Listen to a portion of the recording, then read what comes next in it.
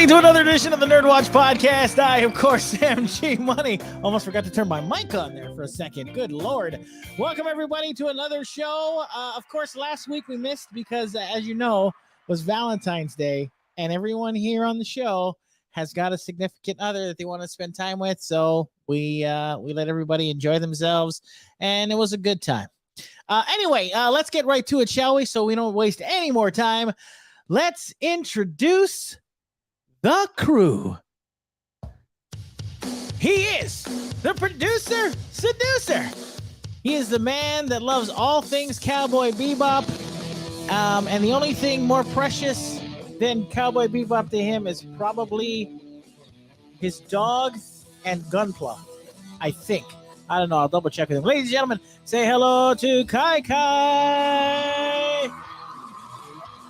How's it going, Kai? All right. I just got off a conversation off of Twitter, arguing with people. Whoa! What? A Twitter argument? Wait a minute. This has got to be good.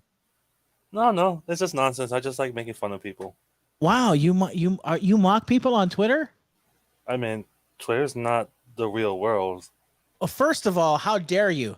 Because 10% of comments count for 90% of everything that comes out of Twitter. Stop it. So you're wrong. You do realize social media is a piece of garbage, right? Especially Twitter.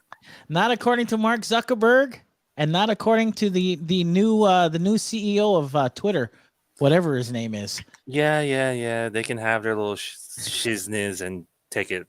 I don't care. I live in the real world. All right. Anyway, also joining us this evening, he is our excuse me while I clear my throat. All of a sudden I'm breathe. He is our maven of magic. He is our gaming guru, and ladies and gentlemen, he is also our master gamer. He's our gaming guru. Ladies and gentlemen, say hello to Phormat. Hey everybody. Man, feels like right? All the news I had from 3 weeks ago is old news. It's old again. Don't worry, we got a ton of stuff to talk about. It'll be a lot of fun. God, I hope so. Oh boy. Well, there's a few things on the docket we'll talk about. We got another guest coming in later on as well. But before we move any further, he is our Dark Knight. He is the man who flies around Maui County fighting crime with a cape, a cowl, and a utility belt full of rubbers. Wait. Can I say? I remember the last show. I can't. Rubbers is not good. Prophylactics is not good. I think. Anyway, he is also, because those are, I guess, words.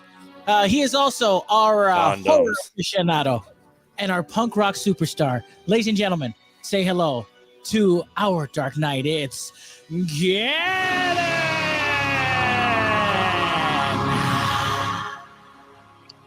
The term you were searching for, Greg, was wiener wraps. Wiener wraps. That's it. Thank you. Wiener wraps. All right. That's our. By the way, that's the new NERDWatch venture. That's what we're gonna make money with. I was thinking about trademarking Jimmy Jams too. Jimmy Jams. All right. It doesn't really make sense, but it's a catchy name. It is a very catchy name, but you also have to get something that interests the ladies. So we're gonna have to do a little product testing. The wiener wraps doesn't work either. I don't think any girl would want to be involved in something called a wiener wrap. All right, Phormat. When I said product testing, what I meant is that market. I shouldn't say product marketing. No, you That's didn't. what I meant. That's what I meant. Yes, I did. That's exactly what I meant. You sick bastard. So any available ladies out there that want to test out this product, wink, wink. I want to market a double-ended wiener wrap. Stop it. Hey. So two guys can wear it at the same time. Well, speaking of 2Ds, he is our comic book artist extraordinaire. He is the creator of Disco Thunder Groove Bolt, Mohawk Thunder, and of course, the perennial favorite, the Kukui Project. He has brought himself all the way back from Oahu, teaching them kids how to read comic books. Ladies and gentlemen, everybody say hello to the one and only Todd, the Hawaiian Sultan Superman, Todd Bernardi! Teaching them kids. Hello. How's it going, Todd? Good. Get in there, Todd. How, Todd, you're so handsome. Yeah. How do I sound okay? You sound fantastic, sir. You sound wonderful. Is it from this? Yes, it's from that. It is. You sound great. You sound like a Filipino Kevin Costner. A matter Todd, of fact, can you do me a favor? Can you lick it? No, don't. Actually, you know what I want you to do? Could you sing a bar of while we have the chance, since I know that mic is working and since it's so close to your face, could you sing a bar of My Way from Frank Sinatra? Never gonna give you up. Never gonna let you down. All right, I kind of asked for that. That's my fault. How did rolled on your own show? Yeah, I did. I got Rick rolled on my own show. Rolled. Todd, how was the Keiki comic affair at Sea Life Park? It was awesome. I got up at 4 a.m. and got on a plane. Got over there. Had breakfast with Chris Lohman. He picked me up from the airport. I sat next to John J. Murakami the whole day, and then the event was over at 3. The park closed up at 4, and got to meet some really nice people. And everybody was out in costumes. Nice. Wearing their favorite regalia. Then I went out to eat and came home. It was just a real quick trip. Where'd you eat? Or anything. Oh, we went for breakfast. We went to Liliha Bakery. Oh, so Liliha Bakery. That's why, and they get I got the butter rolls for the toast, and they have that atomic pink jelly. Yes. And so when I said that we were spreading hot, sticky Aloha hot sticky jam, that's kind of what inspired. Not exactly appropriate for a Keiki Comic-Con. But listen, could you do me one more favor before we move on to our next guest? Could you say Liliha like a haole one more time? Liliha. What is going on? Well, you should have heard the first time he pronounced it. It was terrible. Honolulu. Well, maybe this next guy can tell us how to pronounce Liliha correctly. This man, he is our godfather of comic books. He is also the chairman of the comic book board. He is the sinister minister of Maui Comic-Con and the self-proclaimed comic master. He's freaky. He's deaky. He's definitely leaky, and his bebedies can be quite streaky. Ladies and gentlemen, say hello to Dr. Freaky, Daddy Leaky. It's Alika! Oh, man. Yo, it's like... why don't you have an introduction? Because I'm pretty sure if anybody on this panel deserves a skid marks in their introduction, it's G-Money. Your skid marks are probably like the tarmac over at Kahului Airport. It's like a quarter mile of flat, even skid, bro. It does happen sometimes, bro. Why is that my thing? I don't get it. You just kept on taking it. All it. rhymes. So, Alika, if you could redeem your friend Todd, how does one pronounce Liliha? Why? Huh? Liliha? Isn't it the way you're pronouncing it? All right. Just check. Liliha. No, Liliha. It's short for Lilyhammer. Yeah. That's right. I just want to make sure. How did I say it wrong? You said it wrong before. It was pretty bad. Will you get over to you, Mike, so we can hear you, you bastard? Go back to the tape. Yeah. Anyway, of course, coming up this for this show, we're going to talk about of course, a couple of things we missed last week, a couple of stories. We're also going to talk about some movies that we watched, which will be fun to talk about as well. And of course, as you all know, every single Wednesday is New Comic Book Wednesday right here in the heart of Wailuku Town on the beautiful island of Maui at Request Music. And right inside Request Music, when you take a right, you'll see Maui Comics and Collectibles. And he's going to have all the latest from DC, from Marvel, from Image, and hopefully from some other independent comic creators as well. So you're not going to want to miss out on that. So let's get right to it, shall we, while we have the opportunity. Alika, before I do this comic book list, any announcements you'd like to make about the comic books coming in or not coming in at your store? So, the independent stuff, Marvel and other than Marvel and DC is we're leapfrogging this week. So this week is only going to be Marvel and DC on the Rex. Anything that's independent, like Image, anything that's not Marvel or DC, basically is what we call indie. That's going to be next week's shipment. So, is it fair to say that there are at least 2 guys in this on this panel that actually have a subscription list with you? Is that correct? Yeah. All right. I actually put stuff on the side for Phormat to read too. I know he doesn't pick it up, but there's a box in there that's all the nice. Hickman X-Men stuff in case he ever wants to go up there and look at it. I don't know if he ever does though. Is that Dwayne Hickman? No, there's no Dwayne Hickman in comics, you jackass. I'm pretty sure that's his name. No, and that's why you're the host. That's why I'm the host. That's what I'm good at. I also, of course, you can pick up some really great comics. Wasn't there one that I know we're in chat. Maybe I wasn't supposed to bring this up, but I'll bring it up anyway. Wasn't there an exclusive comic coming in that Gannon wanted that he said that he had to have because there's only like 5,000 copies of? No. So what you're talking about is the re-release of JLA Avengers by George Perez, written by Kurt Busiek. And that was originally a 4 graphic novel set, and they have collected editions. The last printing that they made, and it's so in demand, and they it was originally a cover price of $30, much like this one is going to be. It was going on eBay last check around between $100 and $200. Wow! And so this next printing, which is the Hero Initiative printing, the cover price is $30, but there's only 7,000 being printed, and the reason is, George Perez is not long for this world. He has health issues. He's not. It's terminal, and he's made his peace with that. But the thing is that DC, this is a crazy book because it involves DC and Marvel.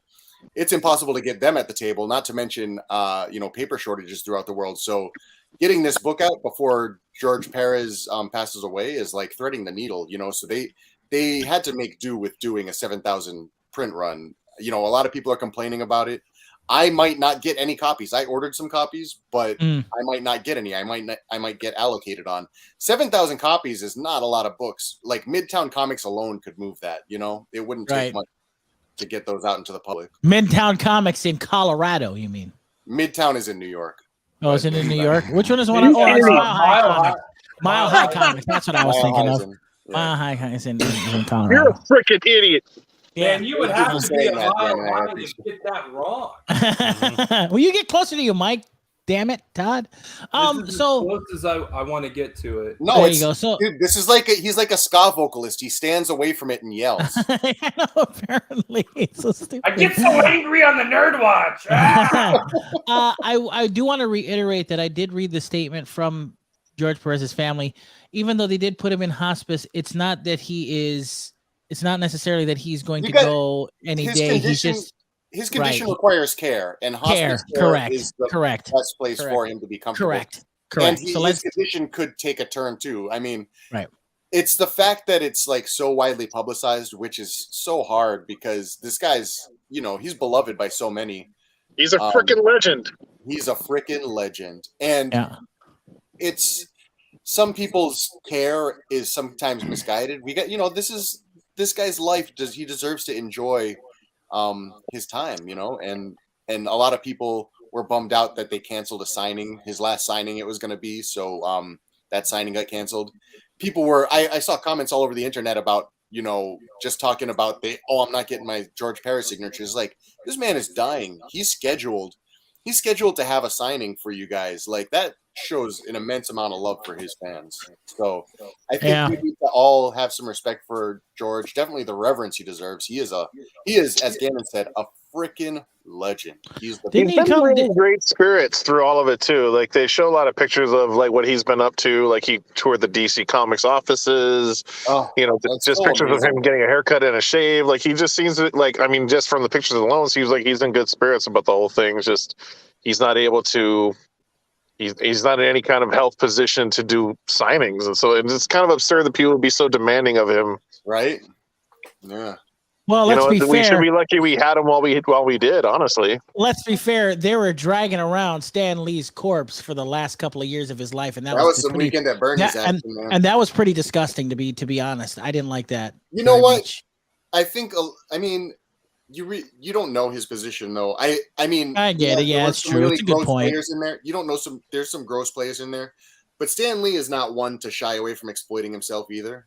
I mean, true. So it's somewhere in between. We don't know the story. Yeah. No, you're right. When I went to LA Comic-Con, that was a lot of chatter amongst the fans there. That the ones that did go get pictures with him, they really got the impression that he was putting on a show, but he clearly did not seem like he was up to it anymore. But that he was just doing it out of obligation to the people that work for him.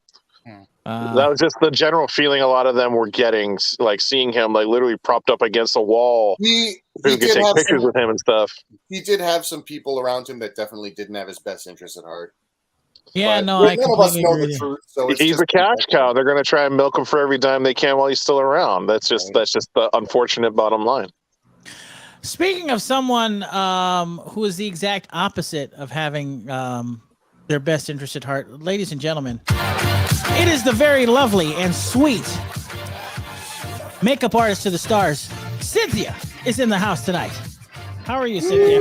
I'm good. I thought you were going to say, hey, speaking of cash cows.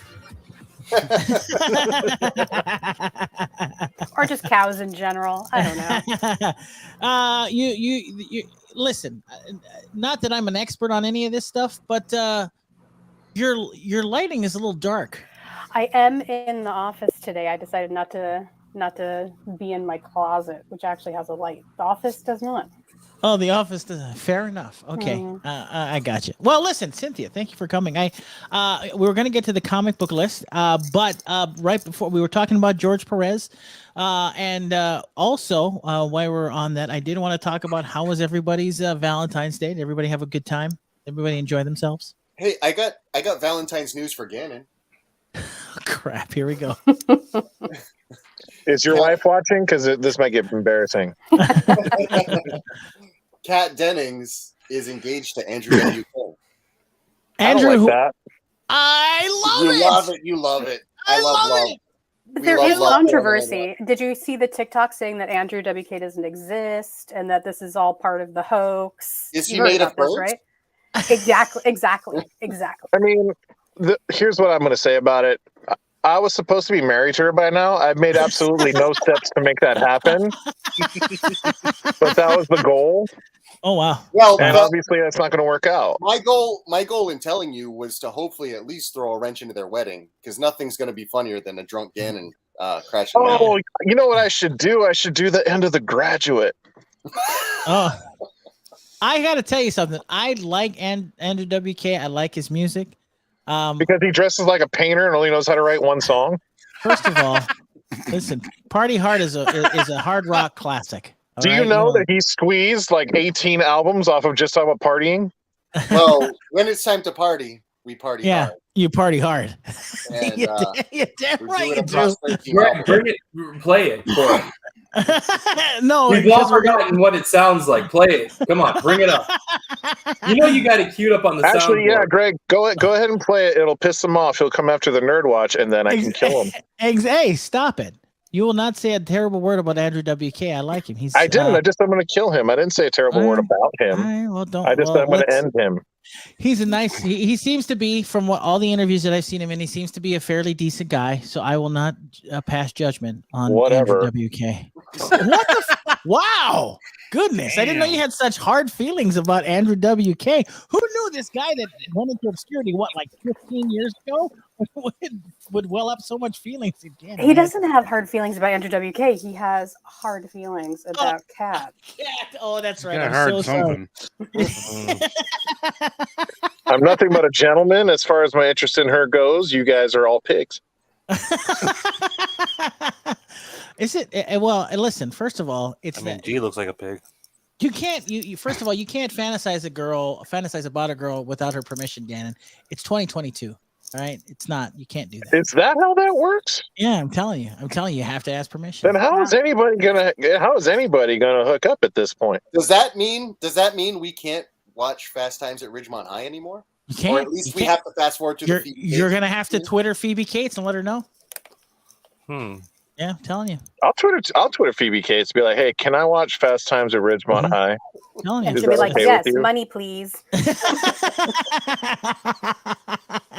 Yeah, you don't want to get caught in the trap, man. Don't get caught in the trap. And then I'll be like, you know what? Actually, can I just come over? You got to wait for her to respond first. Yeah, you do have to wait for her to respond first. That's the trap. That's right. You cannot. Do you think if Kevin Kline ever goes on vacation or something like that, that he takes a copy of that with him? Fast Times? Are you out of your mind? I think he takes it with him everywhere he goes. Everywhere? Everywhere. Like if he goes to Olive Garden with a work buddy, he's just like, hey, here's my copy of Fast Times. My wife is in there. He keeps one in the trunk of the car. That's a guarantee. You think he gets awkward with Judge Reinhold? Like if he just saw him somewhere, he's just like, hey, Judge, what's up? Yeah, I think all husbands get really awkward with on-screen love interest. Yeah. Yeah, I think to be honest, I think Cynthia may be onto something, because even though it is acting, she works amongst them, so she would know better than us for sure. Yeah. If they're acting, I would seriously think that some of them may have an issue, So I don't know. Oh shit! I love how you said she works amongst them. She does. I'm not one of them. Am I wrong? I'm pretty sure the general consensus is money, please. I think that's fair. I think that's. All right. Fair enough. All right.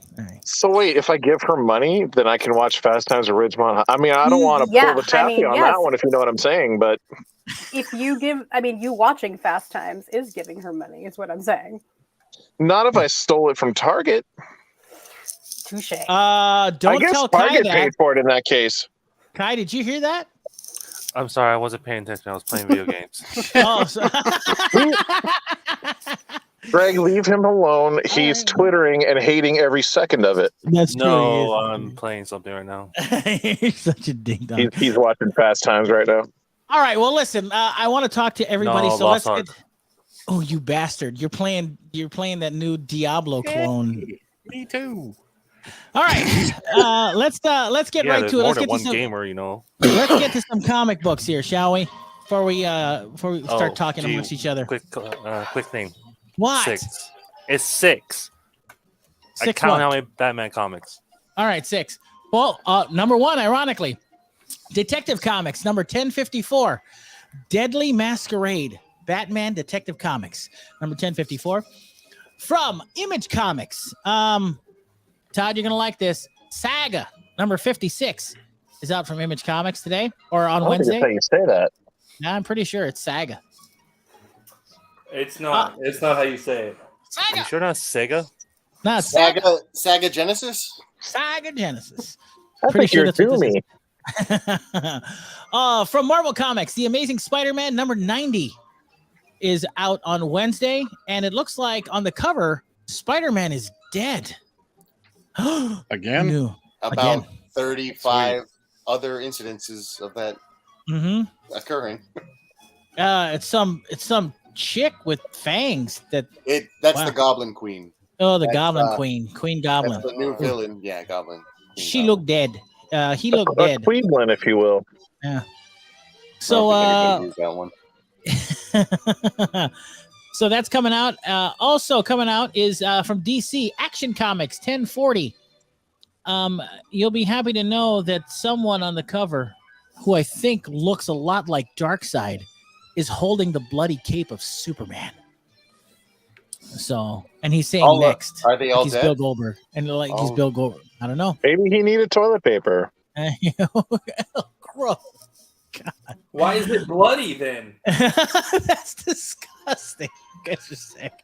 Also from Marvel Comics, Dark Ages number 5 is out on Wednesday. You guys are going to get that from Alika.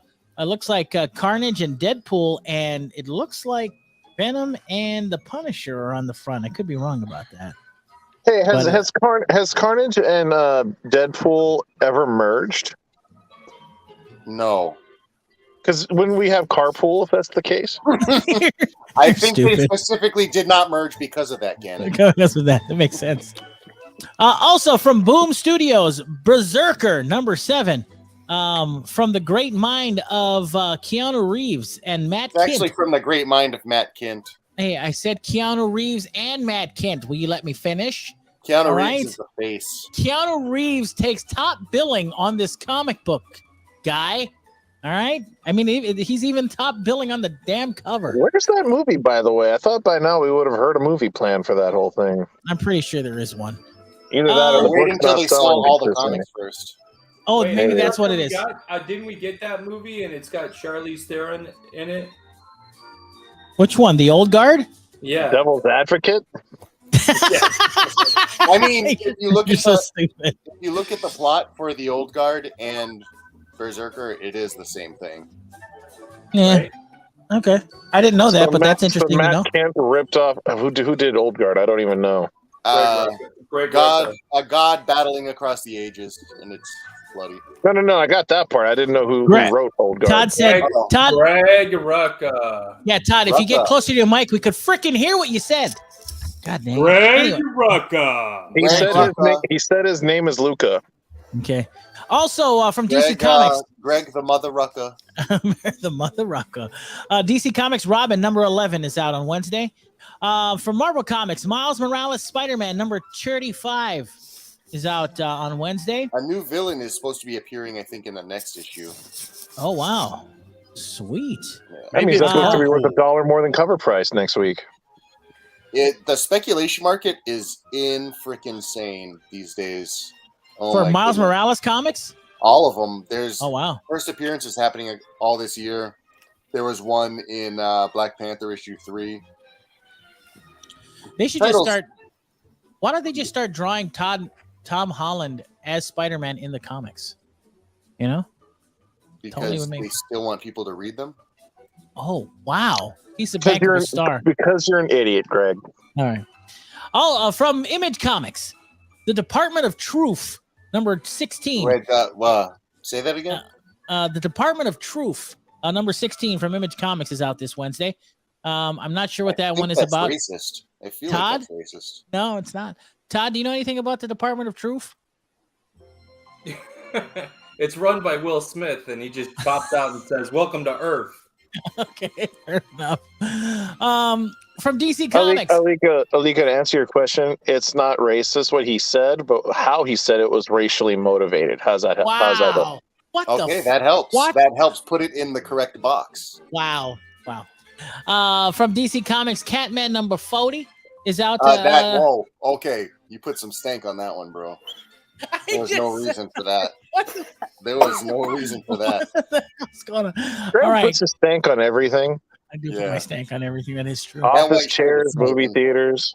Office chairs. Greg, where'd the sleeves go on that shirt, bro? Hey, first of all, bro, I took the stank off them. You know what I'm saying? So I have to take them off. You gotta let the stank flow. Exactly. Also from Marvel Comics, X Deaths of Wolverine #3. Okay. Also from DC Comics, if you're looking for something unique and interesting from DC Comics, you're not going to want to miss out on DC versus Vampires #5. All right. You want to miss that. A lot of people are kind of missing that. All right. It's so Oh, weird wish- because DC Comics is committed to finishing that series, but nobody is interested in it at all. I wish people would read it. Not that it's particularly good. I just wish they would buy it. got it. Also from Marvel Sorry, Comics, Alika. Strange all right, man. Academy #16 is out on Wednesday as well. From Image Comics, Monstrous #37 is out on Wednesday. Monsters. 37? 37, bro. That makes me think of a documentary I watched earlier today. 37? I'm not sure what the hell that meant. You're an idiot. From Marvel Comics, Captain Marvel #36 is out on Wednesday as well. Also from DC Comics, The Human Target #5. If you're into that. I have somebody who subscribed to that, and they absolutely are loving it. It's kind of in this like 60s spy The art style's really like evocative of those older movies.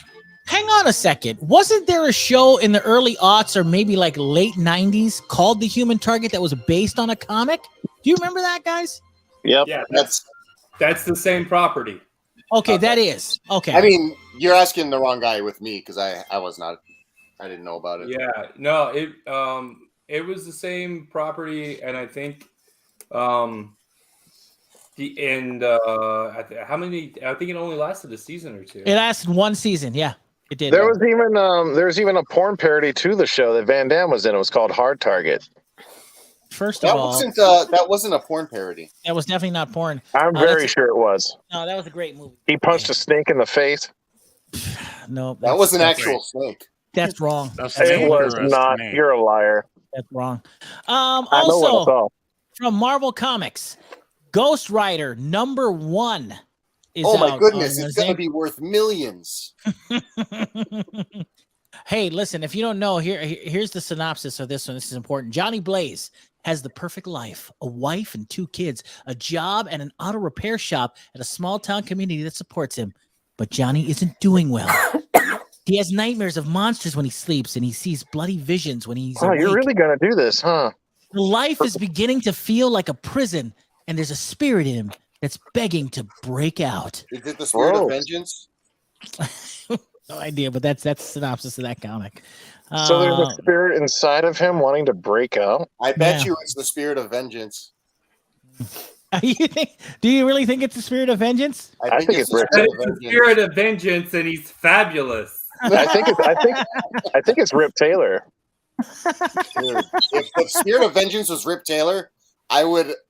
That is $1 million comic. I am all in. I'll buy 3,000 copies right now. Oh, would you know? You're all in like that. Spirit's in them. Yeah.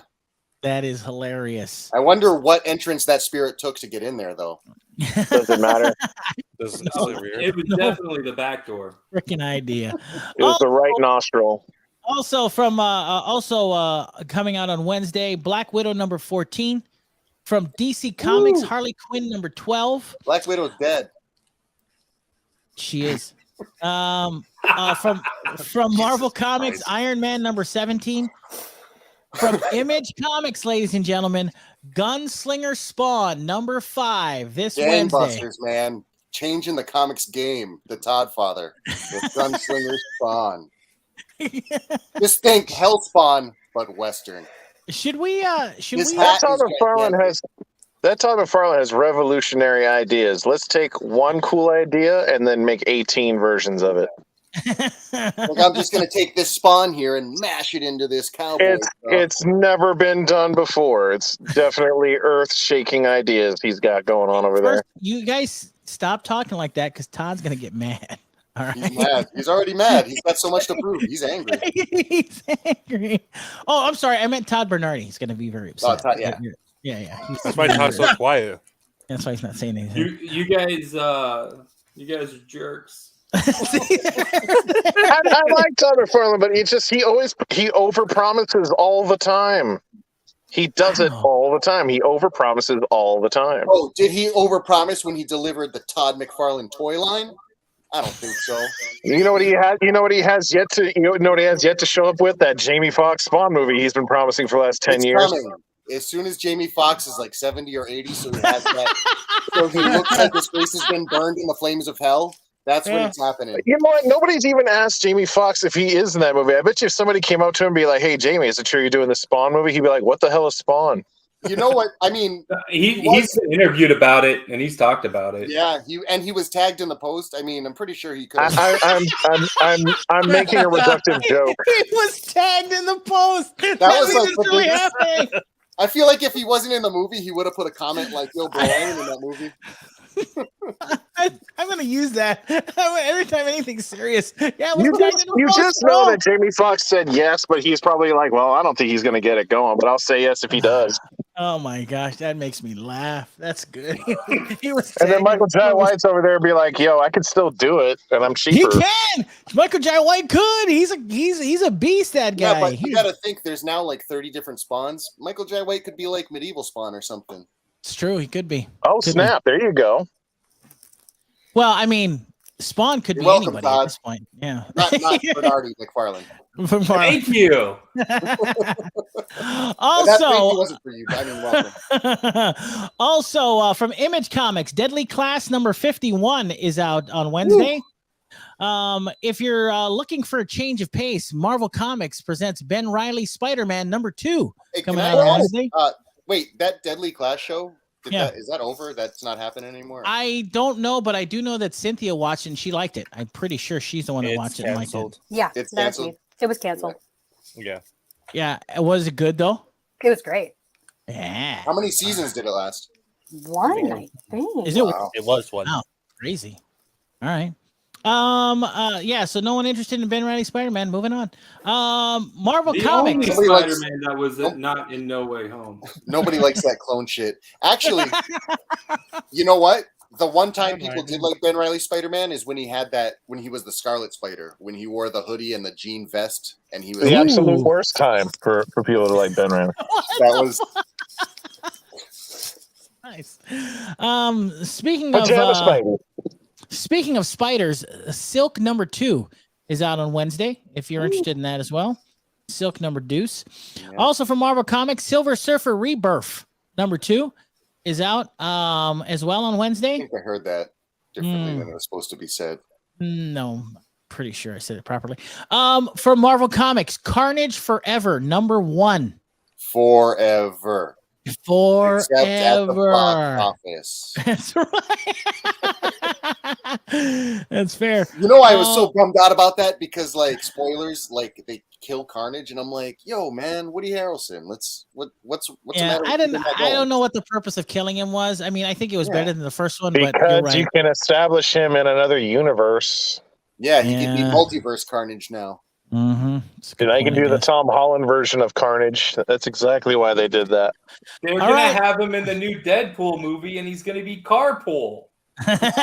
Oh my god! All right, and here we go. The final 6 comics for the week that I'm talking about here. DC Comics, Deathstroke Inc. number 6 from DC. Yeah, DC Comics number 6. Deathstroke is that like when you die because you were like shut up, Todd. Oh wait, you meant Incorporated. You meant Incorporated, didn't you? Yeah, that's how the INXS singer went. Oh, gee, Hutchins. Oh my gosh. Isn't that how David Carradine died too? Yeah. Allegedly. Yeah, let's say. Yeah, allegedly. he died during the Deathstroke Inc. You're an idiot. Also from DC Comics, shut up, Todd. I almost said Keith Carradine. I always get those two mixed up. Blue and Gold number 6 is out this week. And from Marvel Comics, we've got Devil's Reign, Villains for Hire number 2. And also Elektra, Black, White, and Blood number 2. So that issue I kind of ordered up on because it's an Adam Hughes cover. It's really nice. That's also the issue where they had to change all of the eyes. Why? Oh my goodness. What? Like that artist had his art redone, right? Yeah, that's Marvel redid this artist's art without telling him. Like they had someone come in and fix it because they're assholes. Oh, because they're racist. What was the reason why they had to? Because he changed it. They changed. There was like probably 5 or 6 panels where they went in and they put more white into the eyes of all of the Asian characters so that they wouldn't look so Asian, I guess. What the what? Yeah, I think that that's a real. I mean, I think that that's a real strong move. That's a real problem in comics. Too many Asian-looking characters. Yeah. Oh my god. Thanks, Marvel. Maybe they didn't look Asian enough, and they had to redraw the eyes to make them look more Asian. I mean, the editor-in-chief is also Japanese, so he would know. Yeah, Akira Yoshida. He's a great Japanese. Yeah. He's the guy. He would probably be. It's probably the reason that they had to. He's like, I, Akira Yoshida, demand that you put whites into the eyes of these other Japanese people, other than myself. I can't wait. Wait, I mean, but if the goal is to make them look more like Asian characters, shouldn't they have gone and made the eyes like extra big, like huge big? Give them anime eyes. Yeah. Wait, hang on. I hate to be this guy. but to be fair to You are that Marvel, guy. they You have hate it. the You don't hate it. editorial power to do that without the knowledge of the creator. Yes. Well, that's what he did is they're he just real. took some white out and did it himself. They're really gun shy when it comes to this stuff because they hired what's his face for editor in chief. So Akira Yoshida is his proper name, sir. Sorry, Akira What's Yoshida. his face? What's his face? What's his face? And so the legal department got involved, and they're Oh like, wow! This is maybe a racist. Oh my gosh! Are we Hey, serious? We can't appear to make them look too Asian, or Especially with CB on the board, he'll be showing preference to his people. That's who I was. That's what I was. CB Sobolski. That's the name I couldn't think of. Wow, That's crazy. his name's Akira Yoshida, please. Yeah, so Greg, to sum it up, sorry, I dead named him. Greg, Yes. so to sum it up, it's not racist, but it's a racially motivated move. All right, now I understand, Gannon, where you're going with that. Okay, that makes sense now. Did you learn that term from Ben Shapiro? Speaking of racially motivated, and last on the list, Shang-Chi, number 9 on Marvel Comics. Definitely racially motivated. And to be fair, the art looks great. I'm not sure who's doing the art right now on Shang-Chi, but that comic is looking really nice. I don't know, but Shang-Chi has never looked whiter. And I'm going to share that with you because you know what? It's weird. You're right. And I hate to say I can't believe I just said that. You did. All right, wait. Say it, but slower. You're G-Money. You're right. Thank you. Look at that. Oh, wow, that must be so hard to say That. Dude, I think they're priming it up so that Jake Gyllenhaal can take over the role. He looks like Ryu from Street Fighter. Look at that. That is nuts. He looks so white. It's crazy. It is crazy. What the Why don't you paint you could make him look like Simu Liu, like he's a real movie character now. But they're like, nah, he's nah. This Asian thing is a fad. It's passing. Hey, G-Money. I'm surprised that you didn't bring up this comic, or maybe I just missed it. But what's that? I figure you would give this attention because Iron Fist is no longer white. There's Iron Fist issue 1, and the new Iron Fist is Asian. Are you pissed off? Are you what? I am very upset. Hang on a second. I do not see it on my list here. Is it coming out this week? It came in the last shipment. I'm upset. I missed it. Well, I lied. One last comment before we leave. I'm going to get angry about that, but in a minute. But I can't get angry about this because IDW Publishing releasing on Wednesday Usagi Yojimbo Lone Goat and Kid number 2 from our good friend Stan Sakai. Did you say Long Goat Kid? Lone Goat and Kid. Oh. Yeah. Oh, and by the way, Marvel, he's Asian, and I've seen him in real life. Did Marvel not know that Stan Sakai's Asian? I don't think they did. I mean, let's be fair. There we go. But anyway, ladies and gentlemen, that was your comic book list. For any comics and all comics, make sure to check out Maui's very own Maui Comics and Collectibles in Wailuku at Request Music. As for Alika, the owner and proprietor of Maui Comics and Collectibles, as for Alika, see what happens. It's going to be pretty sweet. So ominous. Customers, man. You see, Cindy, because you're not here anymore. The joke is that Alika's almost never there. Oh, I thought it was see what happens. See what he'll do. He'll pop out of the back. It's a little bit of both. It'll be a surprise. You have to say his name 3 times in a dark bathroom in front of a mirror. Let's go to the basement, into the bathroom. Nothing mystical. I'm usually in the bathroom. Well, okay, so I want to get into some news. Of course, I want to get into news here in a second because don't forget we want to talk about the Texas Chainsaw Massacre. We're going to talk about what we've been watching the last couple of weeks. But of course, the biggest news that we weren't privy to when we had the opportunity to talk about it was, of course, the big release trailer of Doctor Strange and the Multiverse of Madness. Now, I don't know about you guys, but I thought the trailer was pretty damn good. It looked very fun, and I think that Sam Raimi is going to do a decent job of putting this together. If there's one guy that can do it, it is him. So after watching that trailer, anybody get any excited vibes off of this? Did you guys enjoy it? Do you think that this is going to lead to? There's all kinds of speculation online about. Oh, I saw Captain America's shield. Oh, I saw Deadpool. Oh, I saw Tom Cruise's Iron Man superior Iron Man. Iron Man superior. Yeah. What did Iron Man join the nunnery? No. Yeah. I'm pretty sure it's Iron Man Supreme. No, is that what it is? Does that mean he has like lettuce, tomatoes, and sour cream? Stop it! I'm getting hungry now. So, did you guys? I mean, after watching that trailer, anybody think that this is going to be the movie of the summer? Obviously. Duh. All right, just checking. Because, I think it's gonna be a movie of the summer. Wow. Okay, One that's of fair. them. I think it's going to be the most overstuffed superhero movie since Spider-Man 3.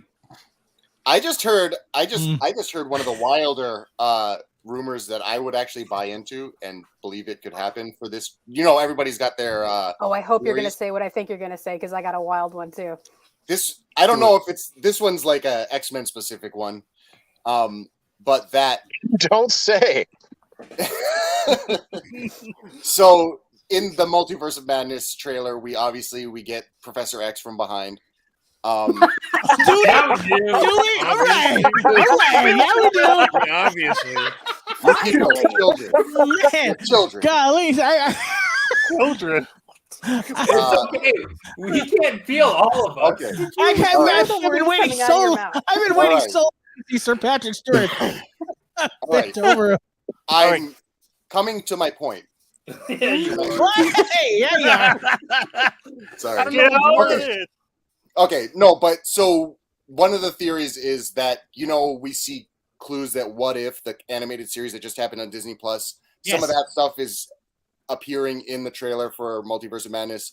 And so the theory is that they go animated and that the X-Men, the Professor X we're seeing in the Illuminati there, supposedly, is actually gold hovering chair Professor X from X-Men the animated series, and that the X-Men 97 animated series coming out on Disney Plus is tying into all of this too. Bull crap! There's no freaking way. That's way wilder than the. That's way wilder than. It's a little wild, but I want to believe it. Wow. So okay, Of course you do. This sounds like an Alika. So the Marvel Illuminati was the Marvel Illuminati, if I'm not mistaken, was Iron Man, Doctor Strange, Namor, and I don't remember the other three. It was Black Bolt from the ABC television Bolt. series, Anson Mount. He was actually an Illuminati. Okay, that's If four. he's not there, Black this movie Panther. is crap. Okay, that's four. Black Panther. Was it Black Panther? Black Yeah. Panther. Okay, and then one more. Reed Richards. Yeah, Reed. It was Mr. Fantastic. Okay. All right. So Cynthia, what was Or your as, wild as theory? G likes to say, I Richard can't go- Supreme. Richard Supreme. I can't go after that. Richard Alika's was Belgrande. So wild. Richard Belgrande. I love it. No, you have to say, Cynthia, what was it? Well, just I guess the rumor was that if Raimi had done that next Spider-Man movie, that he was going to have Mephisto in it, and he was going to have Bruce Campbell play Mephisto. So the rumor is that Mephisto might be in this one, and I might be Bruce Campbell. Wow. All right. Well, we know that Bruce is in it for sure. Can I just take this opportunity to also say, if we're talking about cinematic devils, I love Dave Grohl in Tenacious D and the Pick of Destiny as a Satan. He plays the best Satan ever. Well, that new movie coming out too, the Studio 666. Yeah, and I was getting flashbacks to that with that trailer. Mm-hmm. Yeah, But it looks back really on cool. Multiverse of Madness, I didn't mean to sidetrack from that. So wait, you want Dave Grohl to come in as Mephisto? Is that what you're saying? Hell yeah. Fuck yeah, that's good. He can come in as Mephisto and get behind Professor X. Who doesn't want to get behind Professor X? Apparently, That's how That's how he possesses Professor X. and from what I've heard, when he's out of that wheelchair, he has no control. So that's what I've heard about Professor X. Coming to a point. He's not going to feel anything. He's numb from the waist down. Oh so. boy. It's not like we're hurting the guy. Hey, you know what, Todd? What? I thought I took it too far. Yeah. You did. Yeah, you did. You're welcome. Anyway, speaking of, like we said, after watching that trailer, it looks tremendous. A lot of speculation going in. Apparently, this multiverse of madness is gonna be a lot bigger than even I expected. I didn't think it was gonna be as monumentous as they made this trailer look. It looked crazy. So after that, I think it's gonna be the movie of the summer without a doubt.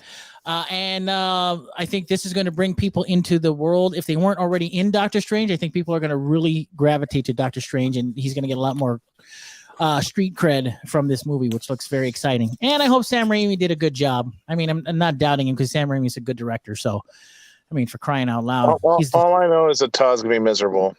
Yeah, I know. I can't wait to get tickets for it so that you guys can all watch together. That's gonna be so awesome. Or are we talking I'm about not gonna be. I'm right there. I'm loving it. I can't wait for the Reed Richards to Mephisto. Everybody, it's gonna be great. He's stretchy, so he doesn't even have to be in the front. He can be all the way in the back of the crowd. Behind Professor X. You're such an idiot. Yes, Cynthia, what were you going to say? I can't wait for them to make Captain Carter part of the Illuminati and have you go apeshit about that. Man, I hope she's a pilot.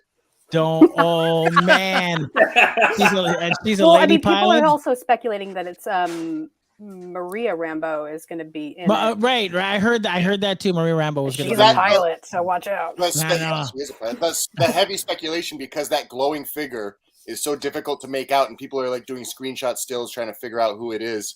That was kind of sparking a little Superior Iron Man talk too.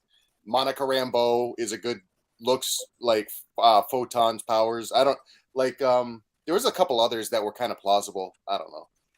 Do you really think? And this is me just asking you guys. Do you think it's even remotely possible that Tom Cruise is actually superior to Iron Man? Yeah. You think so? Yeah. Okay. Why not? Yeah, I mean, he was supposed to play the role back in the day. You know what's funny is that I do know that the whole right. He was thing. His big. Did you know? Did you read a long time ago what his biggest problem was? Was the fact that he was going to be wearing Cruise's biggest problem? Cruz's biggest problem with Cruz's biggest problem. It was gonna hide his face. The mask. Right. That's correct. The mask was going to hide his face. He wanted people to see his face. God, I hate and that that's and that's why he didn't take up Iron Man. He had a problem with like the risers in his shoes, like they weren't tall enough. Something like that, yeah. Yeah, that sounds about right. But of course, Superior Iron Man doesn't have a face mask, and he can see his hair, so it's kind of interesting. And this, what's funny though is Superior Iron Man doesn't do a lot of running. Yeah, it's true. Does he ride a motorbike? A Ducati, probably. He might pass some planes. yeah, he might. All right, fair enough. Does he dance in his underwear? Doesn't every Iron Man dance in their underwear? He's got really big hands. I haven't seen it. You haven't seen what? Never mind. Let Todd tell his joke. Todd, that's only the third time he's cut off something I was trying to say, but that's okay. That's because Todd keeps yelling on the mic. Said he's got big hands because he has big hands. He's Lev Grossman. Sorry. Well, Lev Grossman, fair enough. Hey, you made a Tropical Thunder joke. Very good, Todd. Yeah. Nice work. How topical. That's good. So, Gannon, would you like to retort? He's quiet now. No, I'm waiting for Todd to make another joke. Stop it. And now you know the struggle. The struggle. This has been years of Todd like taking our best bits. He does.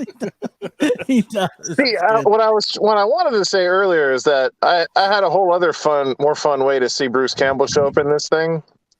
How? Ooh. When he enters like the vortex of the multiverse, you just see like the entire multiverse, or like all the access ways and portals. You can see it in the trailer, and then just kind of in the distance, you can just kind of barely see it. You see an Oldsmobile and a guy kind of tumbling past him.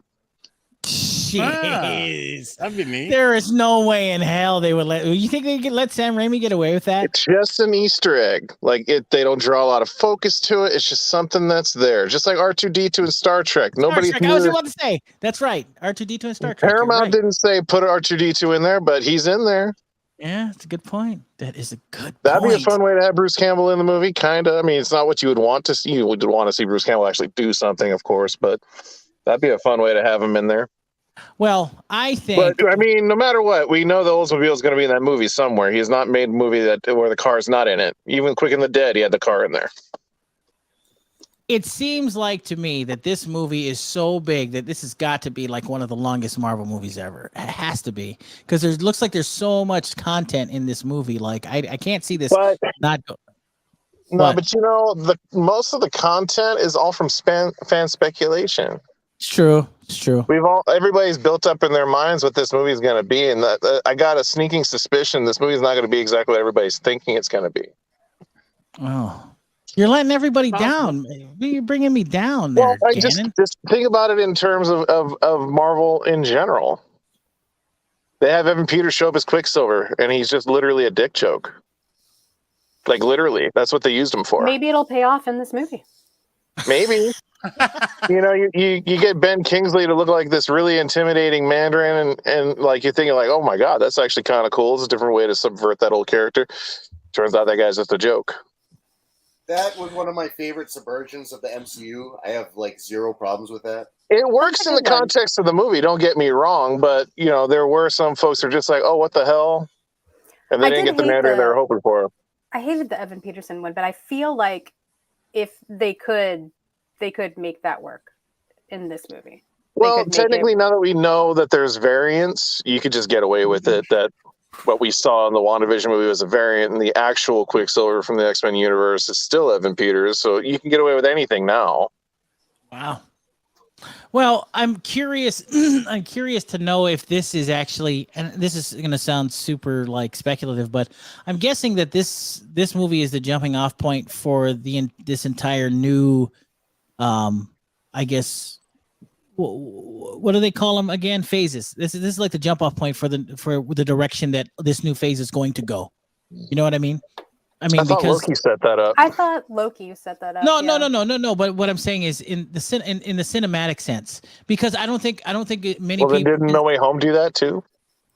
In some respects, but I mean, but this one's going to be like it's going to be what the ending of No Way Home was, but it's going to expand on what the ending of No Way Home was like when he actually was trying to close the universe up, the multiverse up. I mean, in the sense of the movie, yeah, the scope will be a lot bigger as far as to how encompassing it can be. But I think they've already set the idea in our heads that like this phase is going to be all about the limitless possibilities of all these universes. Yeah, I think that's pretty clear. I'm curious if the television shows actually play into this as much as we think they do. You know, I'm guessing that they might. But I don't. I mean, with the zombie and the Captain Carter shield, like I kind of feel like, yeah. Okay. And also with Loki, I mean, Loki's kind of has to. I mean, yeah. Well, that was definitely a series that did open up those possibilities for sure. And you know, out of all those series on Disney Plus, that's the show that seems to be the most divisive. I know favorite. A lot of people hate that Loki series, and a lot of people love that Loki series. And I don't know. I'm kind of in the middle. I think it was decent. I've been pretty indifferent to most of those shows. Mm-hmm. Yeah, see, that's what I mean. So I'm not too sure. I don't love or hate them. I like Hawkeye. I thought Hawkeye was fun. So I thought they were all fun. I thought they were all super fun. WandaVision was good. Captain America. But Falcon and the Snowman. Flyboy and the Snowman. Falcon and the Winter Soldier was okay. So I mean, I think if there's one that was okay, it was that one. I mean, they're all enjoyable, no doubt. That one should have been truncated into a movie. I think they spread that out too far. It could have just been a movie. Yeah. No one wanted it. No, they wouldn't have made $0 on that movie. No, you released it as a Disney Plus movie. Yeah, you released it as a Disney Plus movie. That would have totally made sense. Not as a full 6-episode committed series, just flat out a Disney Plus movie. Isn't that what they're doing with Hocus Pocus too? Isn't that going to be like a Disney Plus movie? I think that's exclusive to Disney Plus. Yeah. Yeah. See, they make Disney Plus movies. You're right. They should have just done that. It's a good point. We should do that from now on instead of. Hey, speaking of, Boba Fett should have been a movie on Disney Plus as well. Don't get me started on that. Are there people on this panel that didn't like Boba Fett, the show? Man. I Oh, no, loved started. it, man. I was having a fun ride. Everybody else is like, You mean Mandalorian season I hate 2.5 like- with also Boba Fett? he made cameos.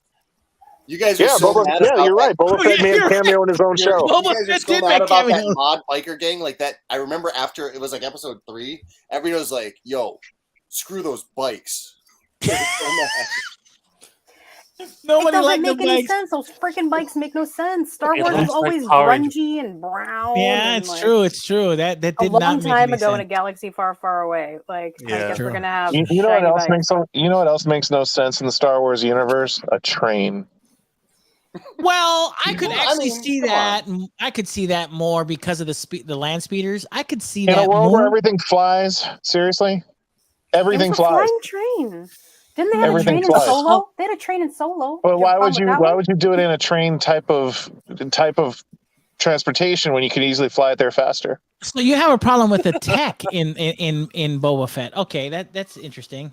Oh no, Because if it I have a doesn't problem look with like a Boba Fett train- not even having a speaking line in an episode named after him. That's what I have a problem with. Oh wow, you really didn't like it, did you? Goodness. All right, that's fair. Dude, I mean, the show's not even about him by the end of that show. And I do think that Gannon has a point because the only thing anybody ever talked about was the Mandalorian, Grogu, Literally and Luke. everything but him. Yes, yep, that's true. It's a good point. Literally everything. You guys spent more time talking about the bikers just now than anything that he accomplished in that show or anything the show was about thematically about him. Gannon's got a Hey, point, man. man. Gannon's got a point. Not even Luke Skywalker could ride a Rancor, though. And that's not even just this conversation. Even in our chat, you guys have spoken more about the biker guys. You guys have spoken more about the Rancor Keeper, bringing the Rancor being Danny Trejo. You guys have talked about how the Mandalorian showed up. We've talked about the Jedi stuff. Nothing about Boba Fett at all. I So tried to. why is And it you guys called kept Boba Fett? talking about the other stuff. Can Well, I? I mean, we were talking about stuff we didn't like. It was I data. mean, Yeah, you got to remember when we do our chat, we're always data dumping. There's a lot of Okay, data so, dumping. but in there. nobody said anything that they liked about Boba Fett as the character in the show, though, is my point. No, and I think you're right about that. What I do did. think, I like that Boba Fett's power is friendship. Like, what's the community. He literally gets beat up and everybody has to do everything for him. The whole show. Yeah, because he's got What- great friends. okay, listen. What power if of that is? friendship. Like, Like can a My I? Little Can I? Pony Even the episode. Mandalorian's more capable and he gets beat up too. I can't believe I'm saying this, but what if that was his character arc all along? Then why are we following him? Well, he is getting Because we old. give a shit. Because everyone gives a shit. That's Do we thank you, care? But Cynthia, do we that's true. really care about Boba Fett? Like, we don't really learn anything about him other than Tusken Raiders trained him for an episode or two. You know, It's good. I didn't care about Boba Fett until this. Interesting. We're That's into I always this thought conversation Boba right Fett was now. an idiot. Everything he's ever in before this is Right. him falling down or tripping over something. Bingo. Or getting hit in the back of his jetpack. I thought he and was being- the yeah, worst, worst bounty hunter ever. correct. That's That's fair. what I thought. That's what I fair. thought. His whole. That's what I thought. That's I thought. And I it thought goes this whole back arc- and it goes back to what I was saying because I had to stop and think about it. The only reason he caught Han Solo is because Darth Vader got ahead of it. Darth Vader literally had to step in to help him get Han Solo. So all he did was really track him. So Yeah, Boba pretty He much. Fett's never whole. actually captured Han Solo. So Boba Fett's whole life, if we're to kind of sum it up, is that It's failure. He's lucky but not good. This So- is what I brought up in the group chat is that I like the arc of the character because he is a screw up, and so for him to move into the mob boss position where he doesn't actually have to go out and actually do anything. himself, Right. Makes sense.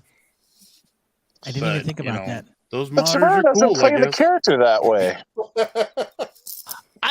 You know That's the what way it's though? written, but Tamura's over there playing like he's this ultimate badass bounty hunter. He's not playing it as a guy that's I think just kind of getting away with things. I think you're right. I think the direction that he was given and from what he was used for in the past, I think that may have had an effect on how he played this character. I think you're right. How the character's written and how Tamora Morrison's playing it are diametrically different things. Right. Now think about this though. It feels like he's playing Django versus playing Boba. Now, to be fair, this is not. Can we be honest? This isn't the same. The Boba Fett series doesn't feel like the same guy that was in The Mandalorian, does it? And he only showed up for what, like an episode. So he doesn't. He's in there for like 2, but even then, like even in the last one, he literally shows up, shoots at a TIE fighter, then digs out and leaves everybody behind to fight on the Star Destroyer or whatever. But when you do see him for the first time in The Mandalorian, he's like whipping the crap out of stormtroopers left and right. He's like a very badass warrior. Where's that guy when this show starts? He walks out into an ambush with like only 6 people. He gets beat up, and Fennec Shand has to go stop everything and finish it off. Right. It's just this. So why isn't it her show? It should be her show at this point. Yeah, because she accomplishes more and does more as a character in this whole show than he does. Well, the only reason that he's a success is because of what she helps him do. I think you have a point, but maybe this was, and I hate to say this again, maybe this was it was their way to subvert the expectations of what we've always thought Boba was, or what the fan community always thought Boba was. So, but then why would you make a show where you're just like, hey, did you think Boba Fett was badass? Well, guess what? He's really not. That's a terrible show. You're not it's getting any argument for a show. You're not getting any argument for me. But it worked with The Last Jedi. It did work. That's true. That's true. Gosh, I hate The Last But at least we get some explanation as to how Luke got there. Actually, we literally just saw Boba Fett being this badass warrior in a whole other show. Like, let's just say 3 episodes ago in someone else's show. We come up into his show, get some background as to how he got trained up to be so badass with these Tusken Raiders, and he's literally getting beat up constantly and needing other people to solve everything for him. The show literally pulls the ripcord at the last second, says, you know what, the show is not working. Let's get the Mandalorian in here. And suddenly the show got interesting again. Okay, let's be fair. That show should have never had the Mandalorian in it. If you really needed it to be a show about Boba Fett and establish him as a character, they never should have pulled the Mandalorian stuff in it at all. Okay, right, but go ahead, the Todd, only go ahead. The only reason that this show exists is so that Grogu could come back to the Mandalorian. Which is another point I was going to make. They needed a way to pivot that story so that they can start off season 3 of the Mandalorian. Where exactly. That's they shaved off having to do that in the Mandalorian series by throwing it into this one. Yeah. So you're saying they made a 6 or whatever, how many episodes Boba Fett was? It was basically all it was a placeholder until season 3 of the Mandalorian is what you're telling me.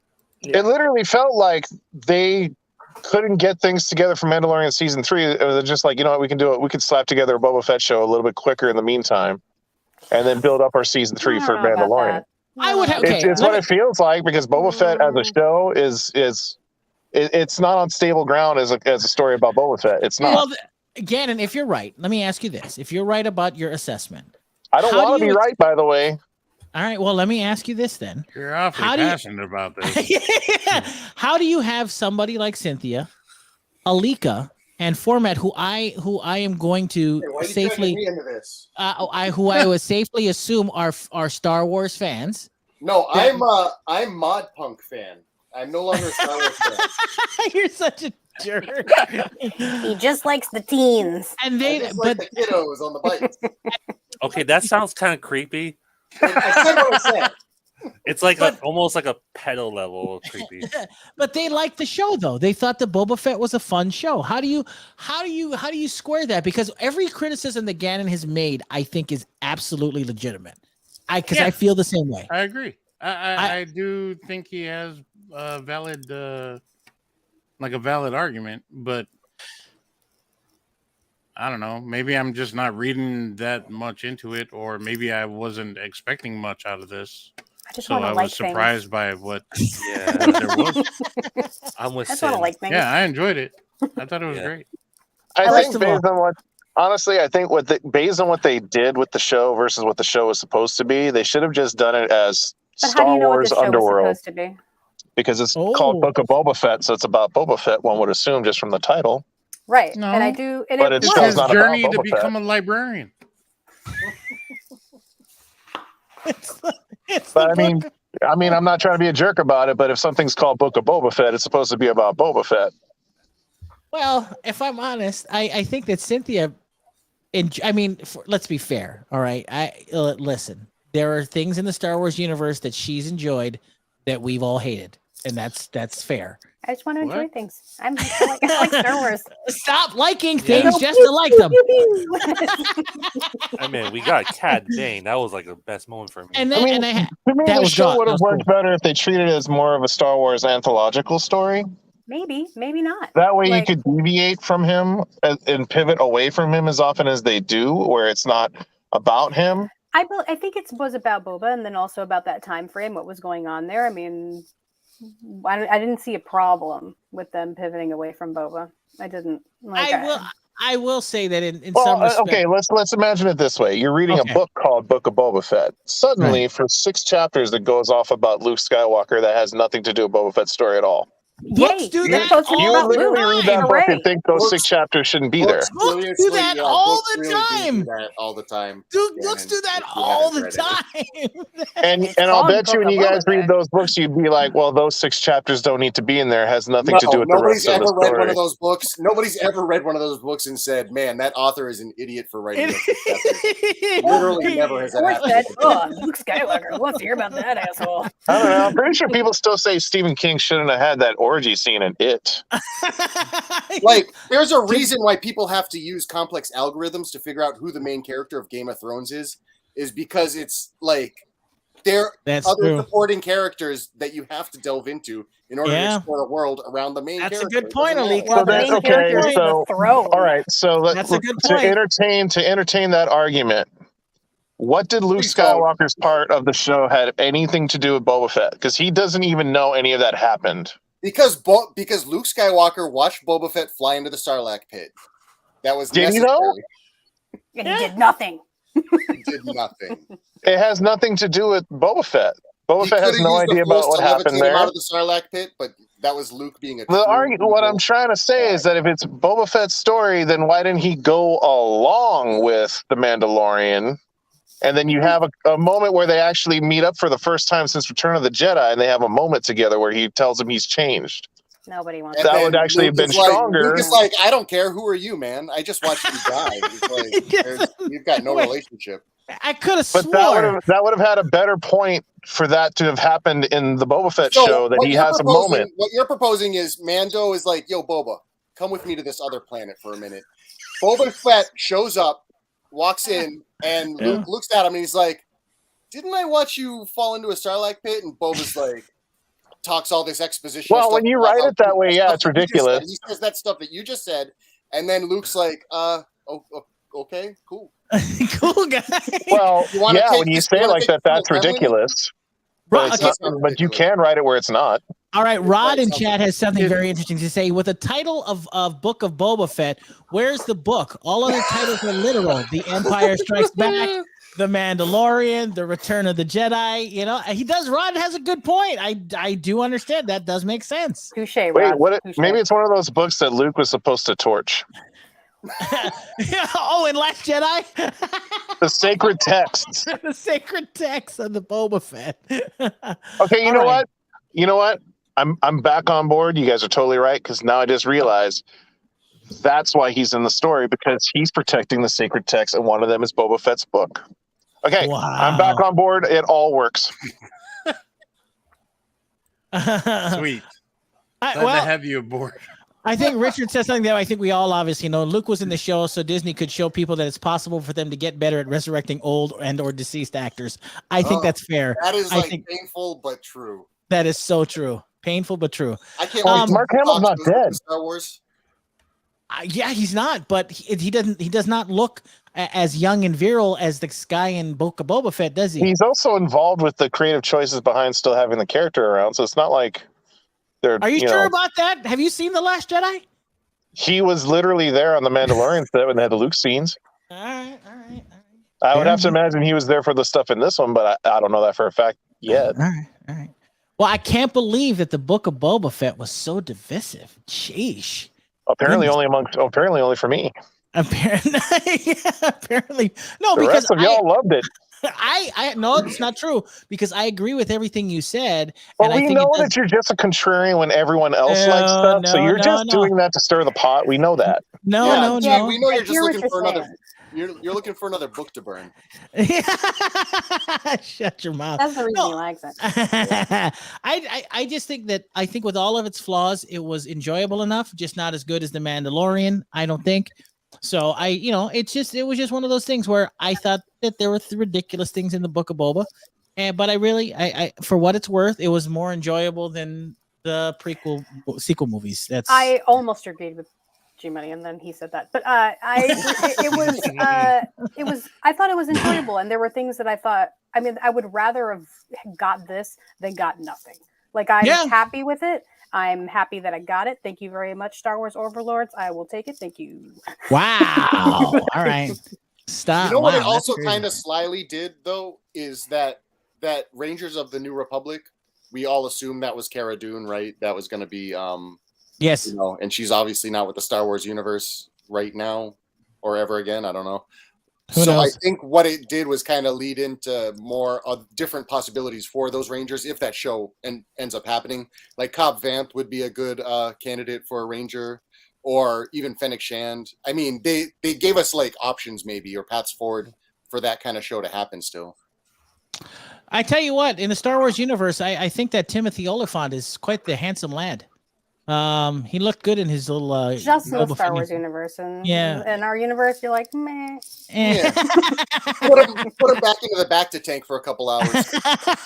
He needs a good soak. How dare you? Now, since we're talking about what we've watched, all right, we might as well get to it. Okay. First of all, I do want to talk about the big movie that came out this weekend on Netflix.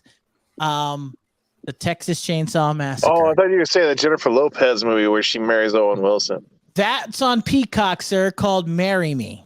Okay. Did you say that on the show now? Marry Me? No, cock. You're so stupid. So anyway, I think the majority of us on this panel have seen the Texas Chainsaw Massacre. It is a direct, now according to the filmmakers, it is a direct sequel to the original from about 40 years ago, from the original Texas Chainsaw Massacre film. So now, Gannon, since you are horror aficionado, I might as well start with you, and then I'll go around the room. So, Gannon, what did you think? We're not in the same room. This is a room. It's like Zoom room. It's the Zoom. It's like a chat room. Ding dong. All right, Gannon, what did you think of the Texas Chainsaw Massacre? Massacre. Mm-hmm. Is that a word? It's a word. Gannon. As soon as I ask him, is he gone? Now he's having phone problems. All right. I guess I will go then. Oh, what the frick are you doing? All right, go ahead. All right. Well, what did you think of the new Texas Chainsaw Massacre? Oh, it's fine. Idiot. All right, moving on then. Goodness gracious. No, I mean, it's the Texas Chainsaw Massacre sequel. You can't expect too much from them because other than the first two, there's just more of the same. It's just like your Friday the 13th and your Halloweens. It's like there's only so many things you can do with that idea. With that said, I liked it better than the last few that have come out. It's visually much more interesting to see, but other than that, I mean, I agree with that. It's your same typical scenario. Younger kids run afoul of Leatherface, and something goes wrong, and they all end up getting killed for it. There's a little bit more to it with the concept of him seemingly retreating to the orphanage he might have grown up in prior to the first film, which is backstory you don't get at all from any of the other movies. They kind of wash away the other sequels, but you could kind of have kept the first 3 sequels, kind of. Except that they say that the survivor of the first movie dies, I think, in the mental institution. But who knows? You could just chalk that up to rumor if you wanted to keep the other sequels. Right. But yeah, it's... I don't know. I personally am getting kind of sick of these movies that just wash away everything that came before it just so they could do another one. This is what, the 3rd or 4th time they've done it just with this franchise alone. Yeah. And they do it just for the sole purpose of, I don't even know the actress's name, but they brought back the actress from the original film.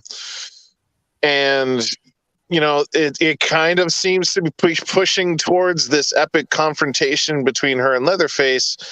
And then when she finally does get to him, it doesn't lead to anything interesting or epic at all.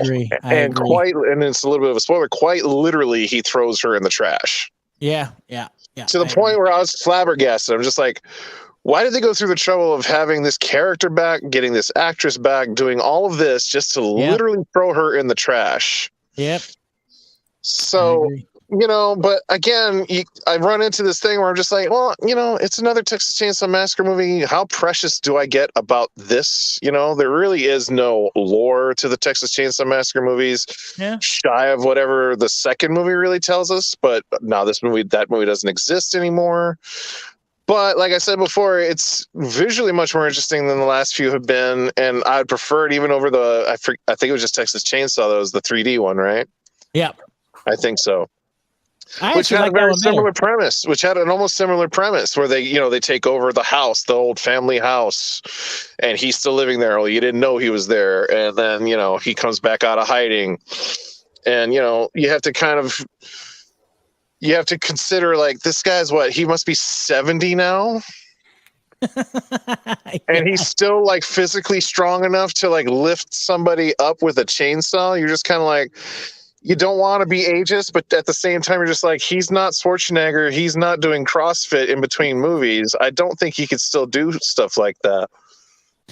Well, in the film, we do know that is his mom, and maybe he's not 70. Maybe he's just not his mom. Not his mom. I took that to mean that, like, that was just the woman that ran the orphanage that took care of him. That was kind of the one wrinkle in the story that I did like, because it's never explained, but it kind of almost feels like she only stayed there to keep him away from everyone else. Yeah.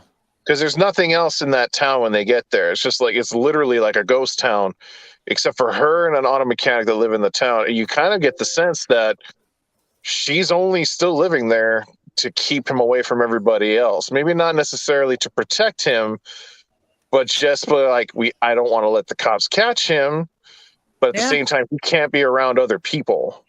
That part of the movie I kind of dug. But they don't explain that. That's just kind of what I dug out of it thinking about it. Sure.